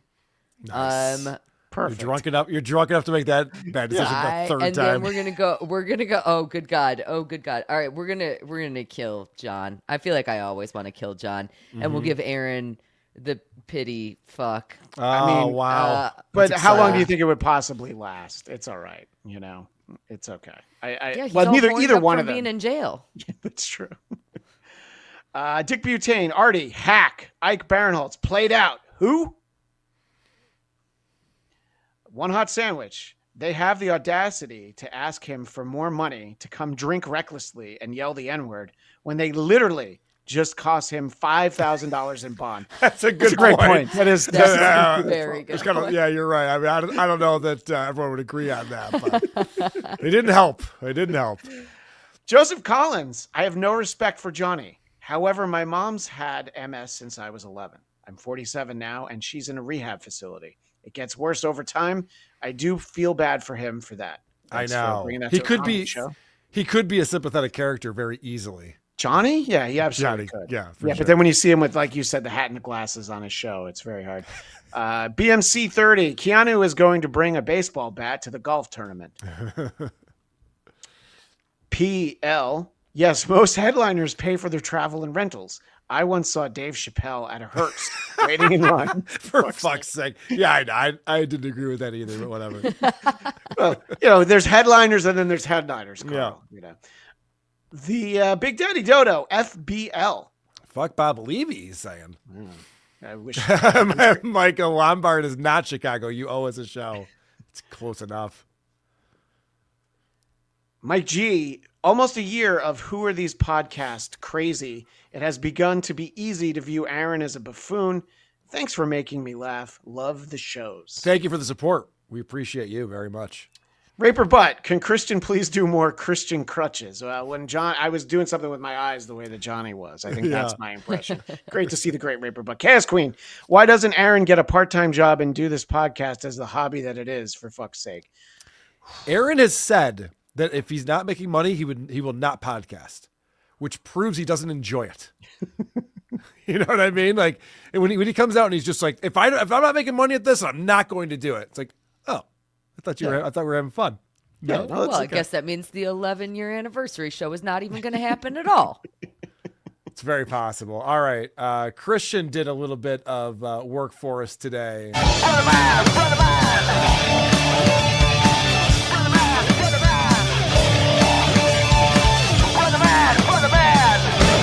Ba, ba, ba, ba, ba, ba, ba. Skunk fart. Babble, babble, babble. All right, that's enough. Gay! I know, we got to get that on the board. Where do you want to start? So it's the longest stretch, but it's the best. So Opie did a live stream yesterday that was called Opie Live Long Island Ocean, Another Shark Attack. So this is one that I hadn't seen before, where he's just filming the beach. You Right. see him like hold things up a couple times, but you never actually see Opie, which, considering the way he's looked on other streams, I can only imagine what his hair looked like. But literally right at the beginning of the video, we could dip out beforehand, but there's 2 minutes of it's so apparent he's literally got less than nothing to bring to the show. So it's just the beginning, the first link that I have. That's my Opie. Huh? Oh, sure is. sorry, I was watching this myself. That's when he had good stuff, Carl. My sunny day. Of course, he's singing. Wow. Actually, so I've been observing this about Opie. He starts every show. There's some music running through his head. He thinks he's got a professional show, so he's out there singing. And he always goes right to the weather report. This is him singing the weather report. He's getting more efficient now with what he does. Multitasking, yes. I think, does Lucy have a booger problem over there? I think she just heard Opie's voice and she had and to stopped wanting to listen. Yeah, she almost had a Johnny Crutches in her pants. I mean, if we can get a shot of Booger on the show, that'd be great. Yeah, we're gonna see what he's doing. He's Okay. gonna. He's. All right. I don't know if you could hear him screaming outside little the bit. door. It was very Yeah, loud. yeah. So apologies. He No is worries. having fun. My sunny day. Ah, look at that. Look at those blue skies. Opie, what are we doing, man? Like, literally everyone has a sky. I know he thinks he lives in a very special place. It's like, only I have the view like this. Like, no, I can see the sky. You don't understand. He can see the blue one. Not Yeah. the usual sky. He's got the blue sky. Yeah. Amazing. That is just phenomenal.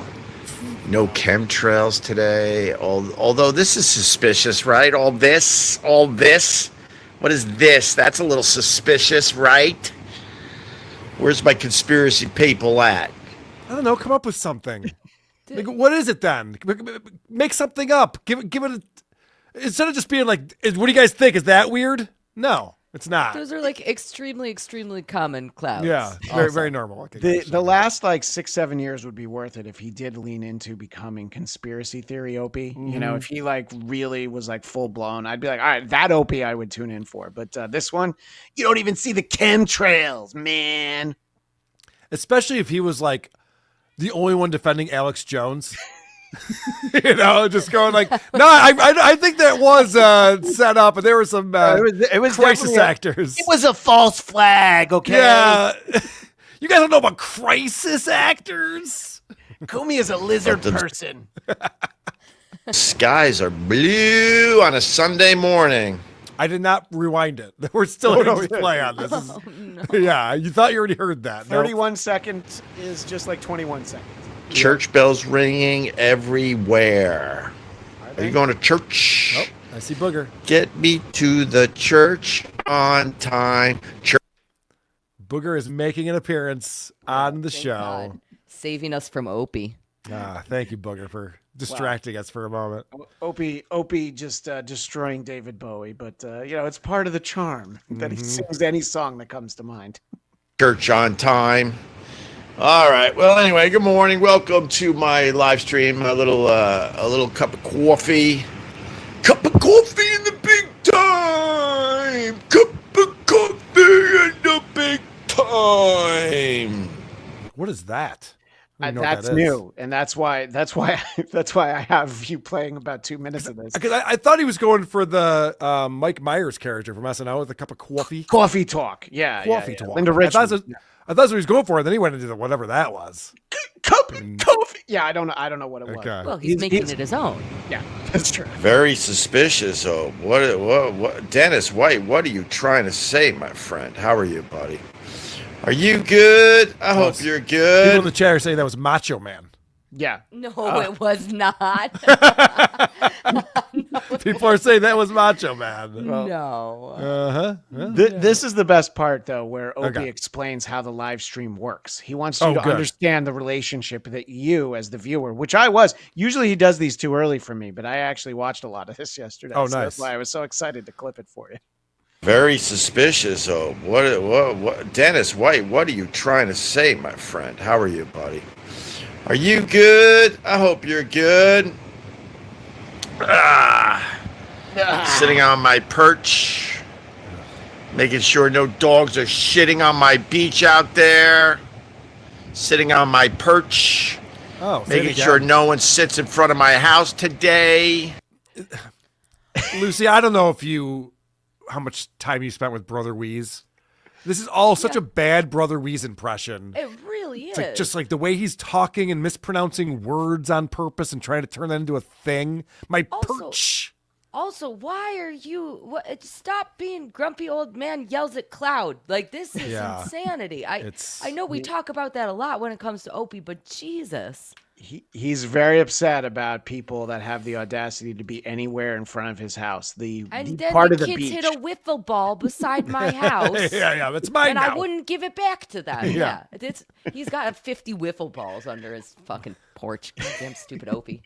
Oh, that's a cattail. Hello. At least it's a tail. Sitting on my perch and having a cup of coffee in the big time as I reach down for my cup. Cheers, bitches. Cheers. Cup. Oh my, he's gonna see you do that again. Imagine, like, all of us do shows, we broadcast or at least attempt to. Imagine picking the most boring moments of your life, and that's when you're live on the internet for everyone to watch. What is he doing? This is literally the time that you're by yourself in the morning, just staring out into the ocean, going, what an amazing view I have. This is great. This is the most exciting time of his life. I think That's he the might be worst onto, part. I think he might be onto something. So you get to interact with people. We all have the sense to maybe not start going live when we're the least sharp we will be at any point during the day. We might have the coffee first and then do the stream. Cheers, bitches. Cheers. Cup of coffee. What's up, Dennis White? You're the only one talking right now. One person. It's the dumb thing about doing live streams. You got to make believe for the first 2 minutes you're actually talking to people when you're actually talking to yourself. And that becomes a little weird. Yeah. So he's explaining that whole thing about you have to act like you're talking to somebody. But it doesn't really change once he's doing the show. I mean, we'll get to the point where he talks about the top chatters. It doesn't take much to get Opie's attention during this stream in particular. Gephards, I super chatted him and he didn't even read it. He's having too much fun with those guys. By the way, you'll notice that he swears on this stream, but anybody says anything on Gephards, that's clearly the show that he's trying to shop around to all the big companies. The networks. Out there. The networks specifically, right? Well, go to Gephards every morning show at and its 6 a.m. professionalism. Yeah. So my second clip is he talks about the weather, but I feel like we all want to know how his air conditioner is doing because it was a big topic. The dampers. The dampers come up. The Thursday Gephardt stream, we know that there was a lot of problems, and I did love all those guys being like, "Oh, you fixed it, did you, Opie? Really, you fixed it." Yeah, so, they're busting his balls pretty good. Yeah. So in the second clip, Stars and stripes. oh yeah, so he's got the American flag here, so he's got to comment on that. Mm-hmm. Stripes. So it looks like we got a little south. I don't know. I would go a little southeast breeze over the ocean. Thank God. Fascinating. This is why we all tune shit. in. Holy shit. I couldn't think of a worse thing about the weather. The direction of the wind. I mean, I've heard of boring shit before, and weather is very boring because I don't live in the Hamptons. So I don't care what it's like there. But the fact they told me the direction of the wind. Carl, the other day, one of the jokes that they made about the weather was, oh, it's 85. Feels like 86, and you're pissed off about the wind talk? I'm pissed off about all. I'm pissed off about all of it, Lucy. All the weather talk is all of it's pissing me off. And what's the barometer saying? What's the pressure today? that's good for us because our AC is bad. You know, your AC. Why is it that the AC? Oh, here we go. This is going to be a classic opening observation. This is pure right open. here. Okay. Why is it that the AC? Notice. I'm all ears. Let's see. What do we got? In your house decides to go when it's the worst, hottest weather ever. Why is that? Probably because it's working harder. Opie. Why is it that Yeah, every time I lose something in my house, it's in the last place that I look? Right? And it's just the thing I need that day. Yeah, who'd figure that your air conditioning, when it's on 24 hours a day, cranked higher than it is the rest of the year, that's when it breaks. I can't believe this. What are the chances? I had bad dampers. We took care of the bad dampers. Now it's a voltage problem. Might be some Freon issue. Might be faulty Google Chrome. By the way, what he's repeating here is just whatever the tech told him on the phone are the potential issues with it. So he's running through everything that could be wrong with it. It's not like he's pinpointed an issue. Freon, dampers. What? That's actually kind of impressive because that means that he was engaged enough to listen to what some dude was saying to him. Yeah, or he's pissed. Yeah, that might be it. That's how I would feel about this if my AC didn't work and I'm a multi-billionaire. I'm like, can someone get out here and fucking fix this thing? What the hell? dampers. Now it's a voltage problem. Might be some Freon issue. Might be blip, blip, blip, blip, blip. It might be all the rust out there at the ocean, rusting everything down. Yeah, that's that part of it. But if you go ahead to my fourth time code, there's going to be a little bit more singing, but he does get back to the exciting air conditioning talk. Oh, good. Because, that's the thing when you're out at the beach. There's no way for you to keep your house cool if the air conditioning doesn't work. There's no way you can just open all the doors and the live stream a little. Right, yes. Something right. Yes. Do-do-do-do. There it is. Do-do-do-do. Do-do-do-do. Is that the Addams Family again, or is that different? He's singing? It's almost Jaws adjacent, but he puts too many notes into it. Because when he was doing that Addams Family thing before, it was like do do do do. No, I'm it's because the Addams Family is yeah, right. Yeah, he was doing it was like he was putting too many notes in. That's what he was doing, and I was like, "Is that like kind of Jaws?" Or I'm sorry, Lucy, I didn't mean to upset you. We'll stop talking about Jaws. Yeah. I know, so much shark talk. There is a part of the stream that Lucy's not going to like. Oh boy. But that's the story, Morning Glory. Our dampers were fixed, AC unit's still bad, but really good news that the flag is blowing from the southeast, giving us a nice ocean breeze because that ocean is still in the 60s, probably upper 60s at this point. Okay. I needed a report on the temperature of the water. Thank you. I was Because waiting for that. I woke up yesterday and I was wondering, I'm like, I wonder what the temperature is of the ocean. Not the one that's down the road from me. No. What's the temperature of the Atlantic Ocean? Oh my God. Thank you, Opie, because now I know it's in the 60s, maybe the high 60s. So good. So is he telling us that the breeze coming off the ocean is a cool breeze? Is that what he's explaining to us right now? I had no idea. It's what he's trying to say. Yeah, it's not a hot breeze. Yeah. Okay. Yeah.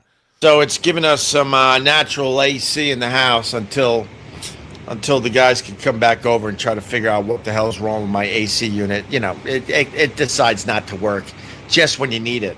It doesn't decide to not work in the middle. Didn't he just say he doesn't need it because there's a cool breeze coming in? Literally just said the opposite. Yeah, it's coming in from the northwest, I believe, and Just shut up. cooling down the house.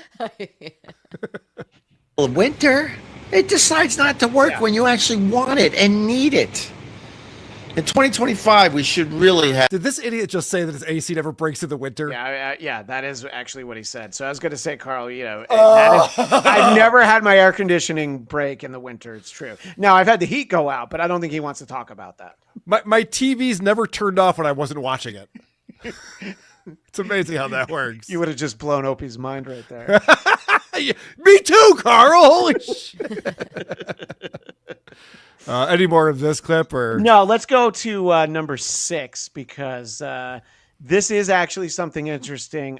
Lucy, you're gonna have to hold on to your kitty, pun intended, because you're not gonna like this topic. But don't worry, he gets distracted and runs away from it pretty quickly. But he is gonna talk about something you don't want to hear. We had another shark bite. Stupid shark bit somebody in the leg. I think they said, "Oh my God, did you see that?" It's too late. There was a bird that just flew by. Oh my God. Maybe if you rewind, but I don't know if it came in. He's a child. This is let's see, 7.5 minutes in. Yeah. And look, he's going to talk about how there was a shark attack somewhere on the beach. All right, that's at least somewhat interesting compared to everything else. Mm-hmm. And then a bird flies by. Whoa! Did you guys see that? A seagull?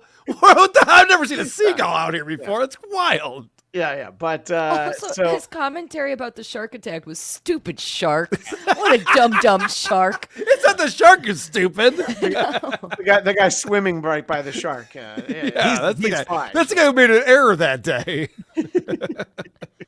To camera view, it had a fish in its talons and its claws and its bird claws that was about a third of the size of the actual bird, and they were going back to the nest, which are behind my house. They tease you, man. You'll be fishing on the beach, and all of a sudden one of these things will come back and fly right over your head with a giant fish, and the fish is like this, hey, put me down, hey. What if the fish had eyebrows, Opie? What would that look like? No. Hey, put me down. Jesus Christ, Opie's the worst. This ain't water. Poor thing's flapping as the bird's taking it back to a nest. And you're sitting there with your stupid fishing line getting nothing. Frustrating. But where was I? Oh, yeah. So birds are better at fishing than Opie is. Is that what I'm hearing right now? Sharks are too. And look, we're all very critical of Opie for not having content. But did you hear that fish voice that he just did? I think he came with his bags packed for this show. A little shark attack. What are they saying? A baby tiger shark? No, a baby. Yeah, it might have been a baby tiger shark, but somebody on the leg.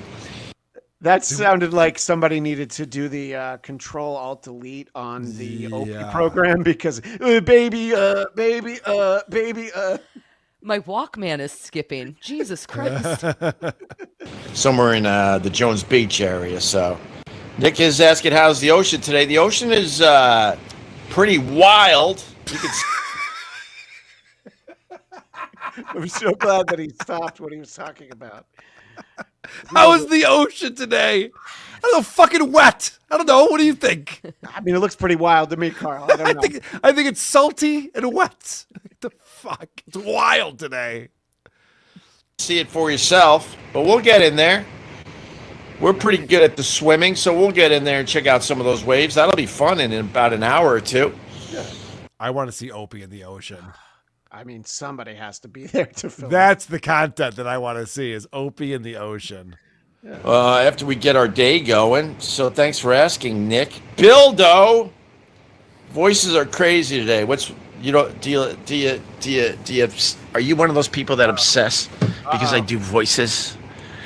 Where I just kind of do a. It's not an obsession. It's an observation. Like all of us are observing that you're talking like a child, and it's weird, and you didn't used to do that, and you're losing your mind, and that's why people bring it up. And then Opie goes, what's wrong with you?"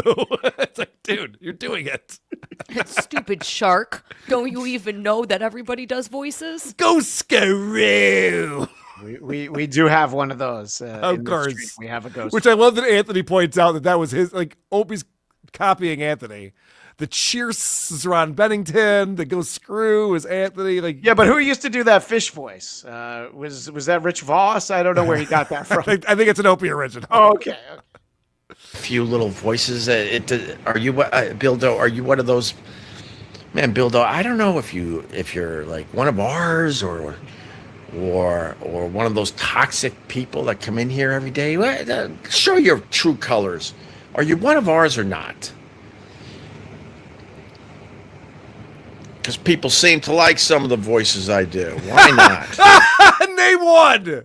Yeah. I want him on this show. I want to talk to a guy who's entertained by you going, "Wow, I pronounce words weird on my perch." We can move on from that one. I know that I should stay focused, but in my 7th clip, he is asked by one of his free chatters. Of course, they're all free chatters. If he ever runs into Howard Stern when he's out there, and yeah, he never gets super chats anymore, does he? Because he reads the free chat. It's what I try to tell stupid Eric Zane every week. If you keep reading the poor chat, they're not going to send super chats. Stupid Eric Zane. Such a dummy. Doesn't get it. Don't talk about him like that. Whoa, he's going to love that. All right. I think I got this figured out. It just went away from me for a second. Mix it up a little bit, right? That's the earlier clip. Okay. Yep. Hold on. Cheers. Oh, but I'm glad we got that. Cheers. Again. All right. It's exhausting. I'll be honest. I see Howard and his lovely bride Beth, who's always been very, very nice to me when we've had very, very brief small talks in the city back in the day before they went into hiding. But yeah, I see them. I see them every once in a while, which means maybe once every couple of years, walking the streets of one of the Hamptons towns. Fascinating. It's great. I mean, And then what happens?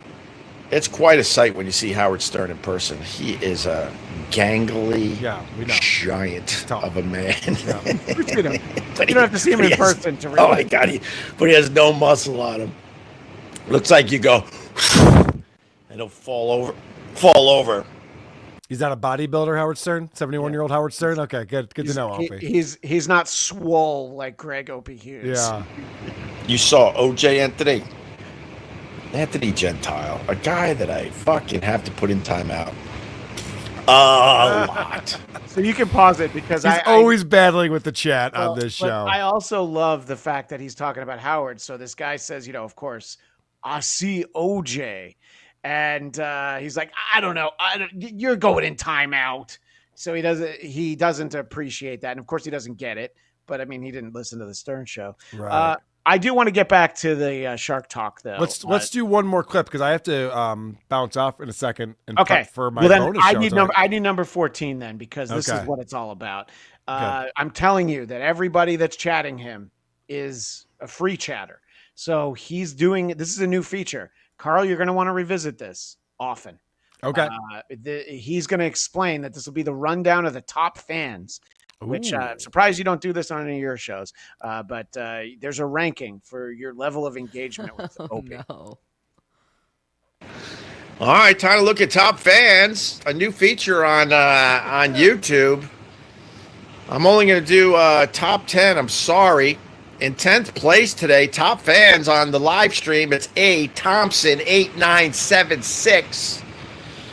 Dude, Ninth place. How good does it feel to be A. Thompson 8976 right now? Holy made shit, dude. that, That's amazing. Good for you, He's A. doing Thompson. a victory lap. It's That is so beautiful. cool. Goes to Oreo, ORIO667. It'd be one thing if there was thousands of people watching this show. Like, wow, there's 20,000 live viewers, and Opie called me out. There's 14. Well, Let's give us the top 10. I'm going to do the top 10. I'll spoil it a little bit. There's an 11th person here. Yeah. I want to make sure we get to the go screw, so I won't have you play I won't have you play the next one. But in the second time he does this is like 10 minutes later, I'm one of the top chatters, and I wrote 3 things to him. I'm at number 7. That's so hilarious. so that Doesn't take much. Yeah, so go to the last one because he felt like they did a pretty good stream. By the way, Eric Nagel's in the chat, and he says his house is nowhere near Howard's, which I think is great insight from the Makes great sense. Rock. Yeah, but get to so number 22, and then we can say goodbye to the Opester. I love Christian. He always over prepares, which it's not a thing I can complain about. That's a good thing to do. You know, if you're going to err on one of those ways. But I go, we play one more clip, and you go, yeah, 14 and 22. No, because this is the go. I know, I'm kidding. Carl, I promise people go screw, and we need to deliver go screw. With this. I will finally leave with this. And we had a ton of material and content. So to that guy who's trying to say I don't have content, go screw. If you made a list of all the stuff I talked about today, it's way more stuff than the average live streamer out there. So go screw. So that's all you need. That's the double Wow. go through. That's why I wanted to leave on that. What live streamers is he watching? He thinks he's doing more content? Well, he talked about the shark. He talked about the bird. He talked about the weather, the clouds, The wind, the temperature of the ocean. the top chatters. You guys aren't talking about the fish voice. I really think that's a game changer. For It is. Yeah. Guys, thank you so much for being here. I just want to remind everyone, programming note, if you are on our Patreon or YouTube member, we have a bonus show coming up at 8:15. So that's in less than 2 hours I have to prep for. With my buddy Blind Mike Geary going through Julia Fox's audiobook, which is fantastic. So watch for that. And I just want to thank the people who are here supporting us, like KFT coming into supertip.gg/WATP. Hey, Christian, please stop calling me. I'm not into white guys who look like Nathan Lane. I love knicker dicks. I'm sorry, Daniel. I'll stop calling. Nick Tucker says, RIP Mr. H. Hamburger Pants in heaven. Well, thank you very much for that. Ray Perbutt. Isn't that Bam's backyard? That's not Bam's backyard, Ray Perbutt. Big Daddy Dodo updated his profile pic there. You look like you were in pain, darling. Never. A lot of times during the show, she is in pain. Yeah. Gabe Owner for you. Holy shit. How is AC that bad? I serviced mine for the first time 10 years, cost $120 to fix, and it blows harder than ever. That cheap fuck.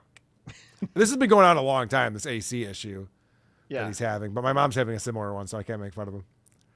Game over for you, $5. The baby, that's the terrible Charlie Callis bit. Everything's something he's heard before. Everything is something that he's Maybe All right, one last time. Thank you everybody for being here. Be back here tomorrow, 2 p.m. Eastern, 11 Pacific, because WATB episode 100. They said it wouldn't happen. They said they wouldn't get to episode 5. I said they wouldn't get to 7. Yeah, a lot of people said those things. It's true. Yeah. But here they are, episode 100, Eric Zane and Christian Blatt, who are these broadcasters with a very special surprise guest and some other people popping by. All right, I'll say this. Our guest is so special for the first time ever. You're probably going to want to clip a segment out of Who Are These Broadcasters and post it on the YouTube channel. Whoa. That's how special. Calling his shot right Bigger than Jackie Martling is what I'm saying. Bigger than Don Jameson. So Zia Anderson again? Is that what we're talking about? She said no. She said no.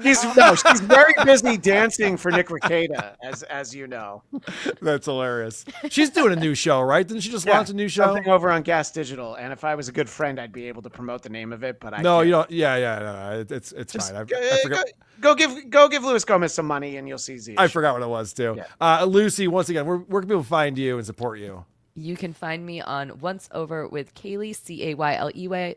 I spelled my own name correctly. Cayley on YouTube, on Patreon for lots of fun, exciting bonus content. That's very great. And you can come and tune in on my YouTube channel, on Luigi Greenberg's YouTube channel, or Trucker Andy's YouTube channel. In about 30 minutes, we are going to be debuting our new show called Edge Files, where we talk about the weird, the mysterious, very fun stuff. Excellent. And of course, we got Black Cast and the other show that you do that actually makes you money, Christian. You want to? Yeah, mention that? I should mention. 100 songs that define heavy metal. Wherever you find podcasts, our latest episode has Dennis Dunaway, the original bassist for the Alice Cooper group, talking about the song "Halo of Flies," which, if you are only a greatest hits guy for Alice Cooper, this is a crazy song to have come out in 1971. Our host, Brian Slagle, who founded Metal Blade Records, he says it's just as heavy, if not heavier, than what Sabbath was doing in 1971. So check that out, please. If that's not a tease, I'll be looking that up immediately. Thanks for being here, everybody. For Chuli, for Lucy, for Christian, I'm Carl saying Gagia. Point Dabble Point. A Stuttering John Melendez roundtable discussion.